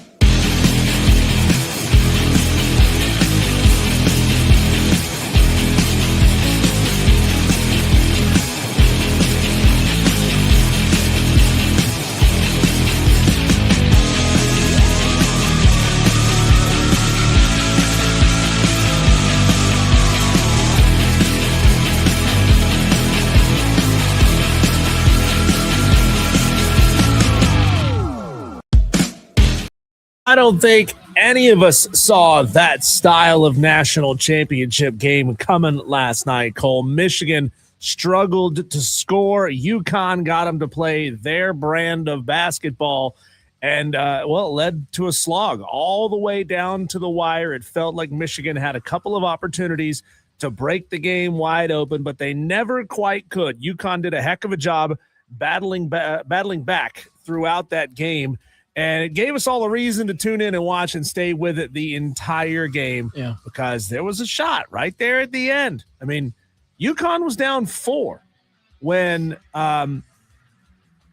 with less than 30 seconds to play where it felt like they had a real chance to make this thing a tight basketball game. But that's not the ending that we got. You know, Jeff Glock, he's a auto sports reporter. He does a poll, Diesel, after every NASCAR race where he asks NASCAR fans, did you enjoy the race? Mm-hmm. I want to do that same thing with our audience out there in the upstate that watched the game last night. Before I give you my answer, before Diesel gives you his, simply yes or no. I'm curious to know what our audience thinks. Yes or no. On the text line, did you enjoy last night's game? 844-326-3663. One word, yes or no. I would be interested to see what those votes come in as. I would say yes, because we got something we didn't expect. Okay. Right? I mean, it didn't turn into the game that we expected it to be. I mean, it would have been fun to watch Michigan go out there and put up 90 and be elite in passing and elite in shooting and just absolutely dominate the game. That would be fun to see a team that good win the national championship. But I like being surprised. Yeah, right? I'm with you. I mean, it drives me crazy, and she might be listening, so I might be digging myself into a hole. A lot of times, my wife needs to know what the plot of a movie is before she'll watch it. Sure. What's it about? Yeah. What's it about? I'm like, I'm not going to tell you what it's about. Yeah. Because you need to watch the movie. I'm the same way. And, you know, I read an interview or heard an interview a couple of weeks ago. I think it was with Matt Damon. Mm-hmm. And I guess he's done some movie for Netflix. And he said that he is being instructed. He was also a writer for the movie, too. He's being instructed to write out the plot of the movie in the dialogue because they know that people are in the middle of doing this. Sure. They're sitting on their couch just scrolling, and they're not actually watching the movie. So they have to very obviously lay out the plot in the dialogue because they know people are just kind of quasi listening. That sucks. And it's infuriating. It's like it's insulting to our intelligence to say that you don't have the attention span to sit and watch this movie, so we got to lay it all out for you. I'm in the same way, though. Like, if I don't know what it's about, I want to know, because if I think I'll enjoy it, I'll watch. If I don't think I'll enjoy it, I'm not going to watch. I'm the same way. Well, that's what trailers are for, though. You watch the trailer. That's true. And if the trailer is interesting to you, but we're also at a point where, like, you don't watch trailers in commercial breaks of TV shows that you're watching. They used to see that all the time. You'd see you'd be watching the national title game or just the news on a random Tuesday. Yeah. And they'd give you a trailer for the new Project Hail Mary movie. So you'd have a sense of what it's about before you buy your ticket and go. And that's frustrating to me because I want to be surprised. I don't want to know what's going to happen in the movie. How many Gamecock fans would have sat out Sunday, though, if they would have seen a trailer of what was going to happen against UCLA? I think a lot would have sat out, right? That's true. I mean, hey, that game did give us something we didn't expect, right? I didn't expect South Carolina to essentially not show up against UCLA. No. And I certainly didn't expect Michigan to not put up 90 points and for UConn to hold them down defensively the way that they did. Yeah, I'm with you on that. Let's hear some audio, Cole, from the players and coaches who were there last night. Let's hear, starting with the winning team, let's hear from Dusty May on what it was like to clinch his very first national championship. Well, thanks a lot. And Dusty, congratulations. You said from the start, this team had what it takes to get to a national championship. What did they show you in this one with this gritty performance? Well, if you had told me we would shoot it this poorly, get dominated on the glass, and still find a way to win, I don't know if I would have believed you. But this team's just found a way all season. How did they find a way? What is it about this team? I love, respect, and trust amongst themselves.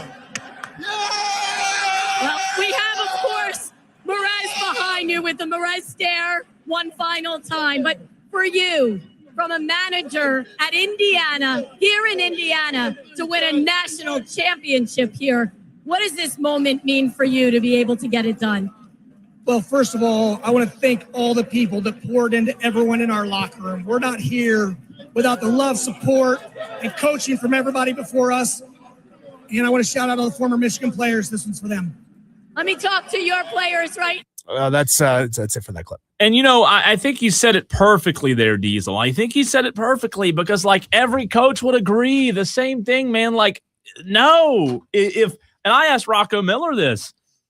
If you would have read that box score and told Dusty May, no, he would not have liked his chances last night. And again, not throwing mud on UConn, but UConn, I thought Rocco said it well. UConn executed the game plan perfectly last night and still couldn't win, couldn't overcome that obstacle. They had that game, Diesel. That game went exactly like UConn wanted that game to go. And that's why I think you have to give Michigan so much credit, because even when UConn won on the game plan side of things, they muddied it up. Guess what? Michigan still found a way. And for that reason, I would say, yes, I did enjoy it because that surprised me that they were able to perform in that manner. But I will say, I don't know if that always will happen. I think usually if you can get a team out of their comfort zone, you've got a pretty good chance at winning. Tom in Somerville, did you enjoy the basketball game last night? Not gonna ask you about the game on Sunday, but did you enjoy the game last night? Yeah, I thought it was a good game. I mean, two of the best teams in the country. And, I will say this, though, common denominator that I saw in this tournament, whether, give me the top 15, not the whole tournament, but it just felt like this tournament when you had one team that was clearly better than the other, right? So last night, UConn, they were right there, but they just could not get over that 5 to 7 point difference. And we saw that time and time again in this tournament, but you got to give those Michigan Wolverines credit. They were the best team all year. And even last night, they clearly weren't 100%.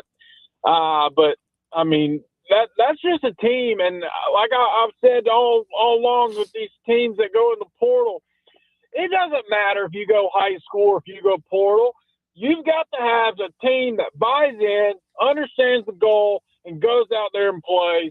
And Dusty May was able to. Yeah, but Tom, that was a veteran-led team, though, Tom. I don't know high school players could do what Michigan did this year, right? Well, right.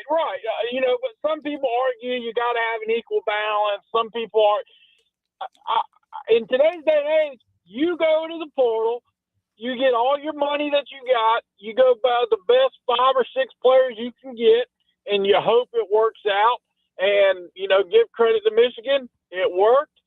If you're a basketball fan and your school don't want to spend any money like South Carolina, well, oh well. Yeah. You hope to maybe win a game in your conference tournament. That's the best you can hope for if you're one of those programs that's not willing to invest at a championship level. And, I will say this before I go. I give Carolina credit. They are going to invest in basketball a little bit more. They are going to put more money into NIL, all that stuff. But the problem is, if South Carolina, for instance, has $14 million this year compared to $7 million last year, that's great. But the problem is the Blue Bloods, like Michigan and, other schools that spent 20 last year are going to be spending 30 plus this year. So, it's just a fact. I'm just hoping one day we get back and win a game. That's all I can hope for. Hey, Tom, how bad or how good of a job do you think I would be if I tried the rap instead of hosting a radio show for a living? You think I'd be a good rapper, Tom? I think you would. You just get some pots and pans. You like to cook, right? Get some pots and pans. Figure out what kind of beat you can have, and then just just start singing. See Well, what comes out. Tom, turn it on, leave it on. 10 minutes from now, this morning, I did a remix of It's Tricky. We all know it's tricky. That song, Tom? Yeah. All right, I did a remix of it for Bill Belichick and Michael Malone at UNC.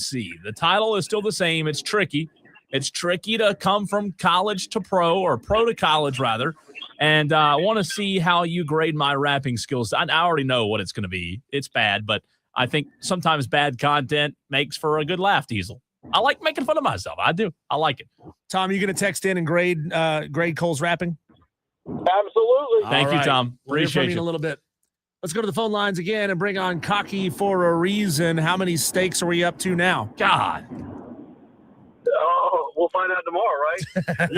One. What's up? Hey, you can X and O the games. You can you the NIL, the players. I'm gonna drag it down to the basics. It's the basketball gods that stepped in last night because UConn is just getting karma. They disrespected the queen. They disrespected the queen. So karma came back and it flipped genders. It gendered over into the men's. Karma bit twice. It came and bit him right in the boo boo. It got him. Like I said, you guys should have won that game. Yeah. They should have, but they did. Very well could have. I love that theory, though. I do love it. Am I paying up my ribeye tomorrow, Cocky, for a reason? Hey, I'm coming to visit, so. All right. That means yes. And you'll get to meet Rick from Greer. He says he's coming too. Oh, that'd be interesting. Oh, yeah. Are we going just regular old ribeye? I didn't say bone in or anything, did I? I think I said tomahawk. You should get to I didn't get an choose. answer back on that. If the label says ribeye, Cocky for a reason gets to choose what ribeye he wants. Jeez, that's rough. That's Hey, breaking the bank. I will just full disclosure. I'm gonna call it, put in my order, and put my name on it. So it's No, no curbside, no curbside with Eagles. Hey, it's a butcher style meat market. They'll cut it how you like it. I want it 1 3/4 inch thick, bone in. That's all I want. Oh, that's all you want. That's a roast. That's That's not a all you ribeye. want. Anything else, Cocky? Hey, love you guys. Appreciate you, man. Oh, my ribeye bet. My This ribeye ribeye just keeps getting bigger I and know. bigger and bigger. I Cole. want to pay it out today. Let's hear one more from Dusty May here. He was crediting last year's team as well as his time at FAU. You love a guy that shows the respect and love from where he's been when he does something great. Yeah, what a way to wrap up the 25-26 college basketball season with this group. I want to begin by thanking last year's team. At Michigan, we came up a little bit short, but those guys laid the foundation, established an identity for us, and also helped attract these guys to come in and chase this dream together. And secondly, I want to thank our FAU guys, the team and staff that really, this is one time I'm making it about me, that really helped us grow together. And that was the first time I'd been with a group that was truly sacrificial, where we were about each other. And because of that, we all improved so much. And this team's done the same thing. It's when you bring a group this talented together and they decide from the beginning that they're going to do it this way, and they never waver and they never change.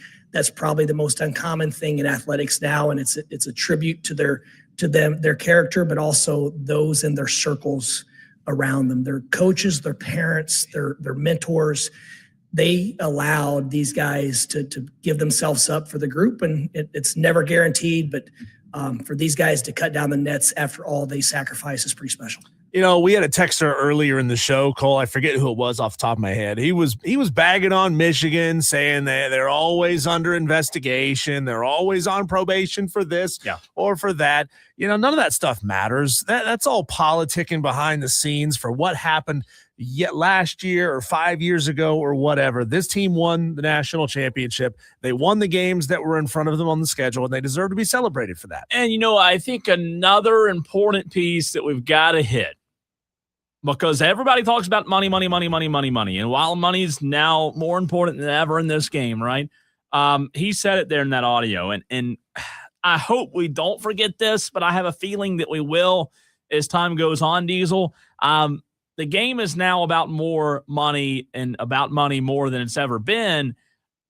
Even though you have the most talented roster or the most expensive roster like Ohio State did a couple of years ago in football, let us not forget that at the end of the day, the coach's job, that staff, they still have to get those players to play together as a team, allow that team to gel, allow that chemistry to happen. And when you do those things and you have talented players and you know how to push the right buttons, then you can win a lot of basketball games. Buying the talent doesn't always equal the success. And I think that piece of audio is a good reminder for us that while money has encapsulated the game more than it ever has, you still have to have good coaches that understand how to get the most out of those players. Do you remember who we talked about a lot last year as having spent the most money on a college football roster in football history?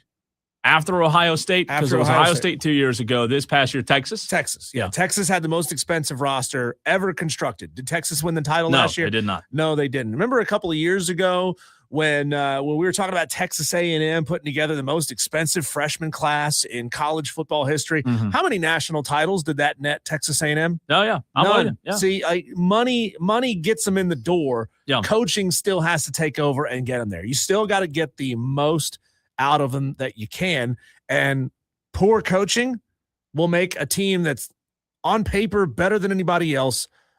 It'll send them home earlier than they should go home. Got a coach. Let's hear one more from Dan Hurley on his and his team's fight this season and the loss last night to Michigan. And you said you weren't emotional. It looks like you're starting to get there, but how do you balance the pride that you have in those guys and this team this year with the sadness that comes with the end of it? Yeah, I'm not. I mean, like I said before, it's like it's hard to have a level of disappointment where literally it just, obviously it just came down to we didn't make enough shots in the basket, like. To be able to, keep that team, under 40% from the field, 38%. This team has destroyed everyone they've faced in this tournament. Again, your team gives you 22 offensive rebounds, or that's how hard, how hard we played, and just, just what the group been able to overcome through, just throughout the year, the growth, the way they played in March. I mean, just the whole experience that this team has given, the coaches, the fan base, to play to the last, to be one of the last two teams standing. I know a lot of people talk about, hey, it's you're better off losing the first game in the Final Four than losing in the championship. That is the biggest bunch of it's the biggest bunch of crap of all time. It's good word there. Bullshit. Oh, God, kill it, Mike. I was going to make you turn around and reach for that dumb button. And he knows it. He knows his reputation of the choice words that he uses. But no, the best coaches, and we talked about this a couple of weeks ago with Kelvin Sampson when they got eliminated. The best coaches are not results oriented. The best coaches are process oriented. And it's about making the kids better and better and better at basketball. Kelvin Sampson said, off season, what do you mean? I'm going to get back to work tomorrow. I'm going to be in the office tomorrow. And it sounds there like Dan Hurley was alluding to the fact that he is more proud of the way the team played in this game and what they were able to do against a team that looked like an indestructible juggernaut than he is disappointed by the results. It's true, though. The process matters, and that's not just in sports, daily life. I mean, that if you want to see results, it doesn't matter what it is, financially, physically, the process, it's all about the process. And we've heard that a lot. It's a cliche, but it truly does matter. Diesel, coming up next, we're going to play a little Masters game. You only have $10, and you're going to the concession stand. But before we get to that, I'm no Jimmy Fallon, but I, for some reason, have created a new remix of It's Tricky. I wanted to do it live. I love making fun of myself. I don't have a problem with Tolo's making fun of me. This is going to be really, I've already heard it. I know it's really bad, but I think it's pretty funny. My remix of It's Tricky tailored around Chapel, Bill, and now Michael Malone. Tolos, get ready. It's coming next.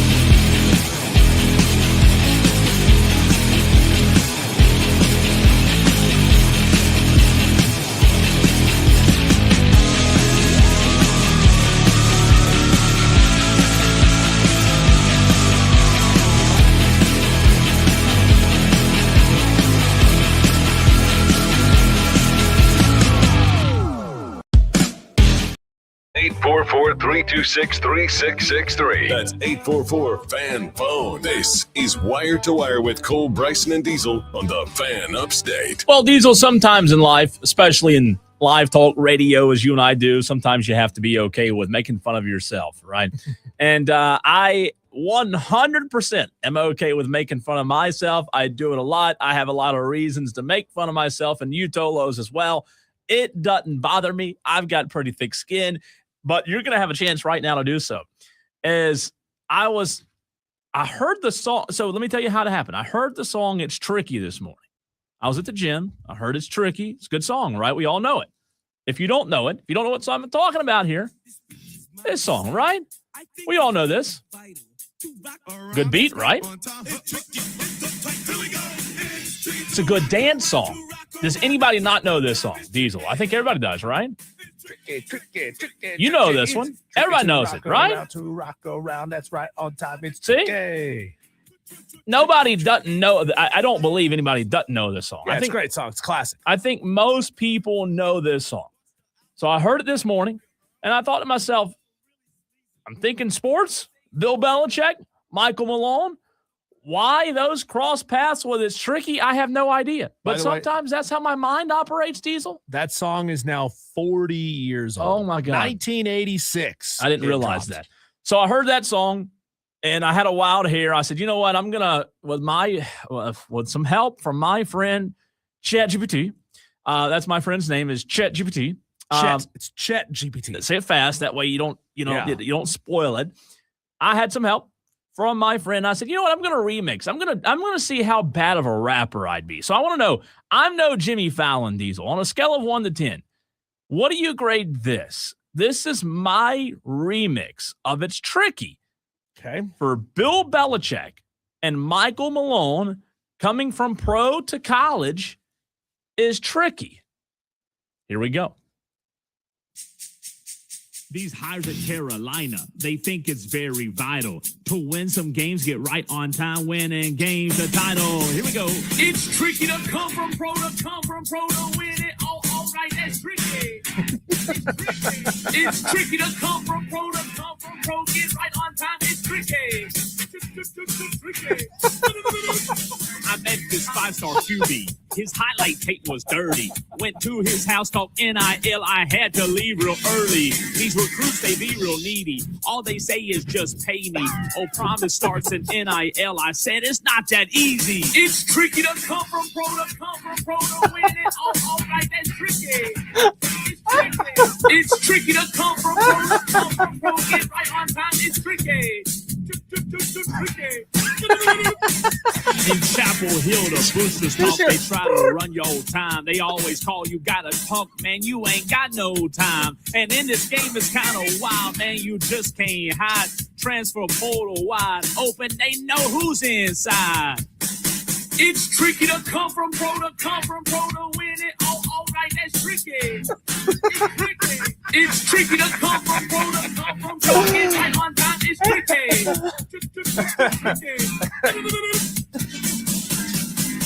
It's not over. It's not over. I wish it was, but it's not. There's more. There's more.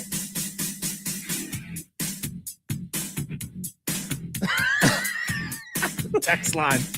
When Bill wakes up, boosters calling, blow one up his line. He ain't drafting, phone keep ringing out. He's texting recruits. He got the rings, now they nagging where the players all are. Still rocking hoodies on the sideline, took it way too far.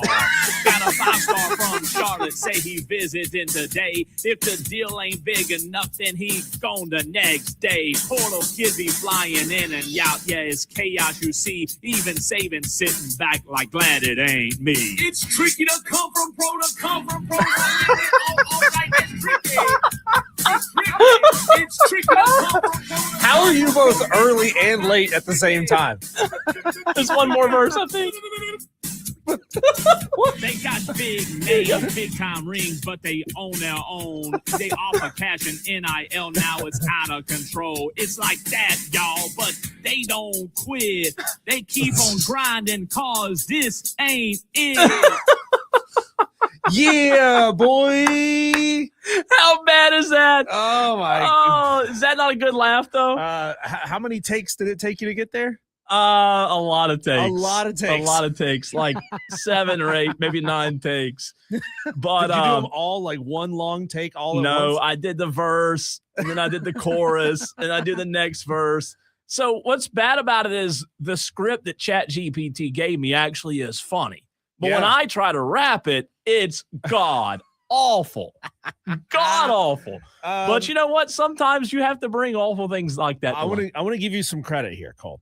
You and your ghostwriter ChatGPT. Yeah. You and Chat put together some good lyrics for the verses.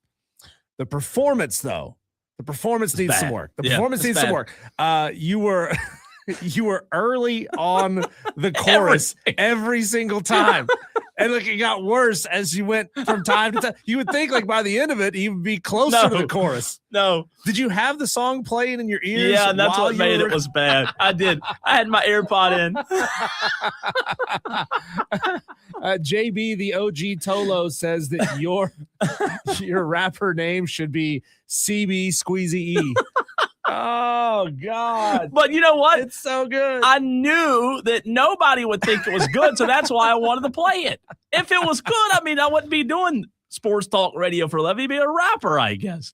But no, every single text on the text line, stick to sports radio. Now, here we go. Coop and Greer giving me a good text. He says, get him a record deal. See, I think that's a nice text, Coop. Besides Eminem and besides Vanilla Ice, can you name one other white rapper?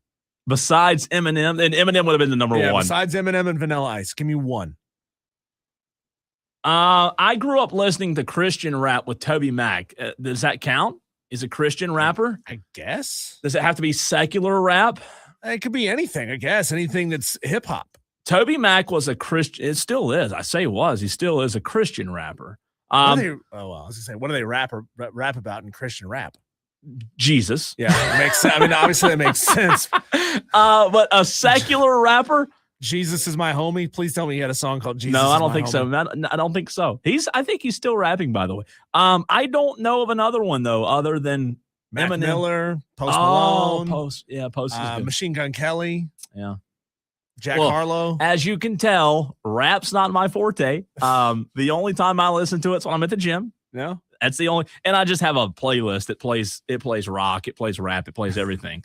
But that was an all-time epic bad. So I was like, you know what? Most people would say, no, I'm not playing. It was so bad, I'm not going to play it on the radio for thousands to hear. But guess what? You get a lot of credit for that. Playing. I don't care. That's the only part of it you get credit for. T Experience says this is all-time bad, Cole. Get it off now. Retire now. 2 exclamation points. Texter says stick to sports radio. We appreciate you still putting fan on the beginning of your text, but you don't have to do that anymore. Yeah. Texter, just to let you know, we have our own text line now, and you don't have to put fan on your texts. Coop and Greer says, get him a record deal. Let's go, Coop. I love Texter Coop. says, OMFG, this is so bad. Another texter says, I know it was bad. I turned to another station until no, it was you over. didn't. That's no, not you true. Didn't. That's not what Toloing is all about. That's not true. You Tolo at the best of times and the worst of times. JB says, thanks for the great laugh on a Tuesday afternoon at 5:30. See, that's if you can have a laugh at the expense of me, JB, to brighten your day, that's all I care about. Texter says, Toby Mac is awesome. I've never heard of Toby Mac before. Yeah. He's old now. Yeah. But he's been rapping a long time. Interesting.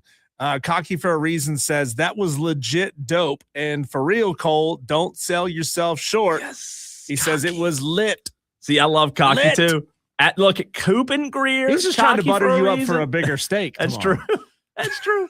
But hey, if that's what it takes, butter me up, baby. Butter me up like a biscuit. I absolutely love it. All right, Diesel, let's do this. Let's go to Augusta National here. I am going to put this on the stream for those watching the show. 49 Tolos watching right now. I'm going to give you a $10 bill. By the way, shout out to Brad, who said it was great. Thank you, Brad. Coop and Greer, Cocky for a Reason. Brad, they all said it was great. And Brad, I appreciate that. What Brad meant to say, he says, that was great. don't play it again. Yeah, don't play it again. Please, God. Please, God, don't play it again. It was so good. We don't want you to ever play it again. All right, Diesel, turning the page to Augusta. Here's our job here. If you're watching the stream, you can see your job in the next 4 to 5 minutes on the show. You're building your $10 order at the Masters, okay? I sent this to you yesterday. I'll put it on the rundown, too, because it is kind of hard to see on the stream. But, you know, the Masters, they're known for the golf, but they're also known for the concessions being really cheap. If you didn't know that, you can literally buy the entire concessions for $78. You can go buy one of everything at Augusta National, Diesel, for $78. Wow. And it's a big menu. That's not bad. No, it's not bad. You spend cost that you $78 at Bon Secours right here. Right. That's what that foot-long hot dog at the Spartanburger Stadium is going to cost you. So here you go. You get $10. You can only spend $10. Here's your choices. You have a $3 section, a $2.50, a $1.50, $2, and then you get a $6. You get a drink, or you can go iced tea or water for $2. I put the picture on the rundown and the stream, Diesel. Yeah. You only get $10. So if you're going breakfast or sandwich, that's going to take up a big portion of your Masters concession here. I'll let you go first. You only get 10. What is your entree that you're going with? Because you got to factor in, you have to go snacks, even dessert and drinks, and you only have a $10 bill. Let's see. I'm going to get 2 pork sandwiches. Okay, that just killed $6. $6 right off the bat. So you're going 2, though? The barbecue pork sandwich. Yeah, that'll sustain you all day long. You but don't if need you to go back to the concession stand. Oh, boy. That. Okay. That's risky, though, I'm Diesel. going 2 barbecue pork sandwiches because in the heat, chicken salad, I think, is probably not the best idea. Egg salad is definitely not a good idea. Smell it later, right? But the pimento cheese, think about it, that's going to be coming out of your pores, man. Give me. So you're not going to eat pimento cheese or egg salad with $10? No, I mean, it's custom Masters pork barbecue. Doubling up on the pork barbecue sandwich. That's risky. So you only have $4 left. I got $4. So you get you can go $2.50 mixed fruit, $2.50 blueberry muffin. You got chips for $1.50. You got the Georgia peach ice cream sandwich for $3. Give me that one.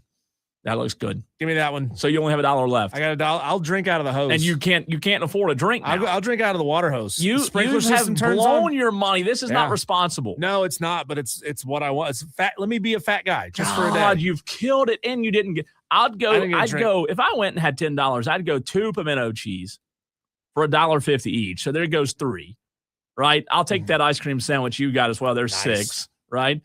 And you're not going to take the Georgia pecan caramel popcorn for $2? I don't like popcorn. Are you kidding me? I don't like popcorn. Oh. I don't like popcorn, and I don't like plain from the box mac and cheese. Those are my 2 albatrosses. I think I could eat popcorn every day. And I think I do eat popcorn every day. It's got to be fresh. It's got to be buttery. It's got to be super soft because inevitably I always get that sharp kernel stuck in my teeth on like the first piece. I'm so disappointed in you. Why? And then my last $2, I'm going sweet tea. So my $10 at the Master, I'm going 2 pimento cheese, 1 Georgia peach ice cream sandwich, the Georgia pecan caramel popcorn, and iced tea. You're going 2 barbecue sandwiches like you're a pig out. Yeah, 2 barbecue sandwiches and the Georgia peach ice cream sandwich.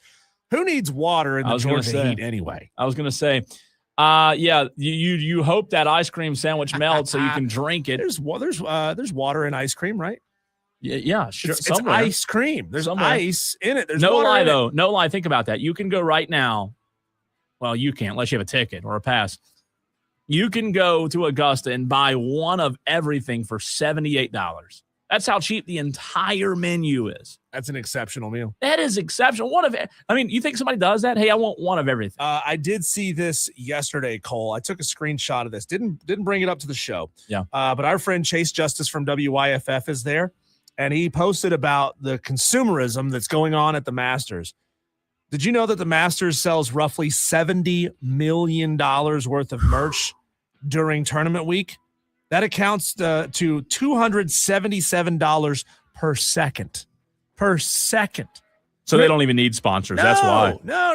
Remember when we were doing Marketplace Monday? You would see Masters stuff for sale, all because people would go buy thousands of dollars worth of stuff just to go put it on Facebook Marketplace. Nobody buys it. I'd go right now and get some like Masters 2024 gear and be totally fine. Now I'm really jealous of Chase Justice for being there. He's there. Sucks. We should call him. Bring him on the show. We can't have a phone. That's right. Man, when we come back, Cole, we mentioned this yesterday. Dexter Lawrence wanting out of New York. The question is, why? Why would Dexter Lawrence not want to be there with one of the hottest names in coaching coming in? We'll talk about that next. A win is a win.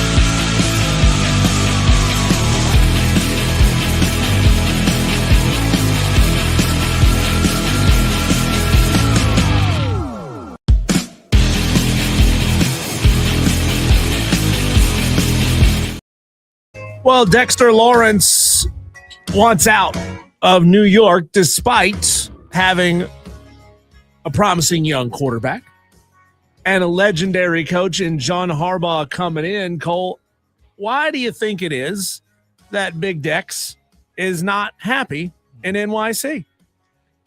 That is interesting. There is more reason to be excited now than there has been. Yep. There's got to be more to it. There's got to be a lot more to it. I give you a real simple answer. Okay? Money. Yeah. Money. There we go. He's a 2-time All-Pro, 3-time Pro Bowler, 341 total tackles, 5 forced fumbles, 30.5 sacks, 15 pass deflections, 1 interception. He's not that old. He's only 28 years old, sure. Cole, but he's now the 12th highest paid defensive tackle in football. He is playing at an elite level. Yeah. And they are paying him like he's some kind of scrub. So is he in the wrong then? I guess not, right? I don't understand why the Giants organization, though they do tend to make some really iffy decisions on personnel, why they wouldn't just pay the man. I mean, if it comes down to like trying to become the highest paid defensive tackle in the game, like miss me with that. I hate that conversation, the way it always comes up, because it's always a bait and switch, right? We'll make you the highest paid. You get to say that you're going to make, $2 billion over the next 10 years of your career. Oh yeah. Only about 200 million of it are actually guaranteed. So they sell it as if you're going to make all this money, but there's no guarantee you're going to make all of that money. You're going to make a much smaller portion of it. If that's what it is, if it's ego-based, Dexter Lawrence is in the wrong. But if it's just that the Giants don't see the value in keeping Dexter Lawrence happy, then it's on the Giants. Yeah, and I think he's good enough to land, in a good spot. There's a team out there that needs, my Cowboys need some help defensively, right? I'd pay for him. I don't know exactly what he's looking for, but I mean, Dexter Lawrence, you said he's still young. He's still got a lot of career left, so I wouldn't have an issue with it. I like Dexter Lawrence, not just because he's from from Clemson, but I think he's interior-wise, he's a good NFL player. Instant upgrade for just about anybody who might bring him in. Peter Schrager, ESPN NFL analyst, was on the Pat McAfee show earlier today talking about this very situation with Dexter. Here is Peter. It is very real in that when Dexter Lawrence signed his contract extension a few years ago, he was one of the highest paid defensive tackles. He's now the 12th highest paid defensive tackle. And there are players like Milton Williams and Jordan Davis who have done nothing near what Dexter Lawrence has done, who are be paying significantly more. The problem is he's got 2 years left on his deal, and he's 28 years old, and he's looking at other guys who he was teammates with, named Saquon Barkley and Julian Love and others, Leonard Williams, who just never got the money that they thought they deserved from the New York Giants. And he's like, just get me out of here. The interesting part is the Giants do have the leverage right now because he's got 2 years on his contract, and really they can just sit on it and say, and we'll listen to phone calls, but unless you're going to sit out and miss 2 years, like we have the rights to. So, yeah, I mean, he's kind of in a tough situation. Then again, I find it difficult to have a lot of sympathy for players who are making the kind of money that they're making and saying, that's not good enough for me. I'm just going to give up on maybe some of the last good years I have in this game to prove a point, to squeeze some extra cash out of you. It's tough though, because you want to be able to, I mean, God, it's not just in NFL football, it's anywhere. I mean, nobody wants to work in a place where they don't feel valued, I mean, we've all been there, and unfortunately there's a lot of bosses out there that suck at making making sure that their employees feel valued, and that's a bad feeling. And if the money's not matching what the others are making and you're more productive than them, I don't have a problem with it. Not one bit. He's making, he's on a 4-year, $90 million extension that he signed back in 2023, set to make about $20 million this year. Again, it's hard to sneeze at $20 million. Just get out there and play, man. or bring him to Carolina. Wouldn't it be great to have him in Carolina? Now you're for it. You're for it. There you go. I'm kind of waffling on this. Yeah, I like it. Tolos, we'll jump back into the conversation. A big win for Michigan last night. Did you watch the national championship? Did you love it? Did you like it? Did you dislike it? We'll talk about it next.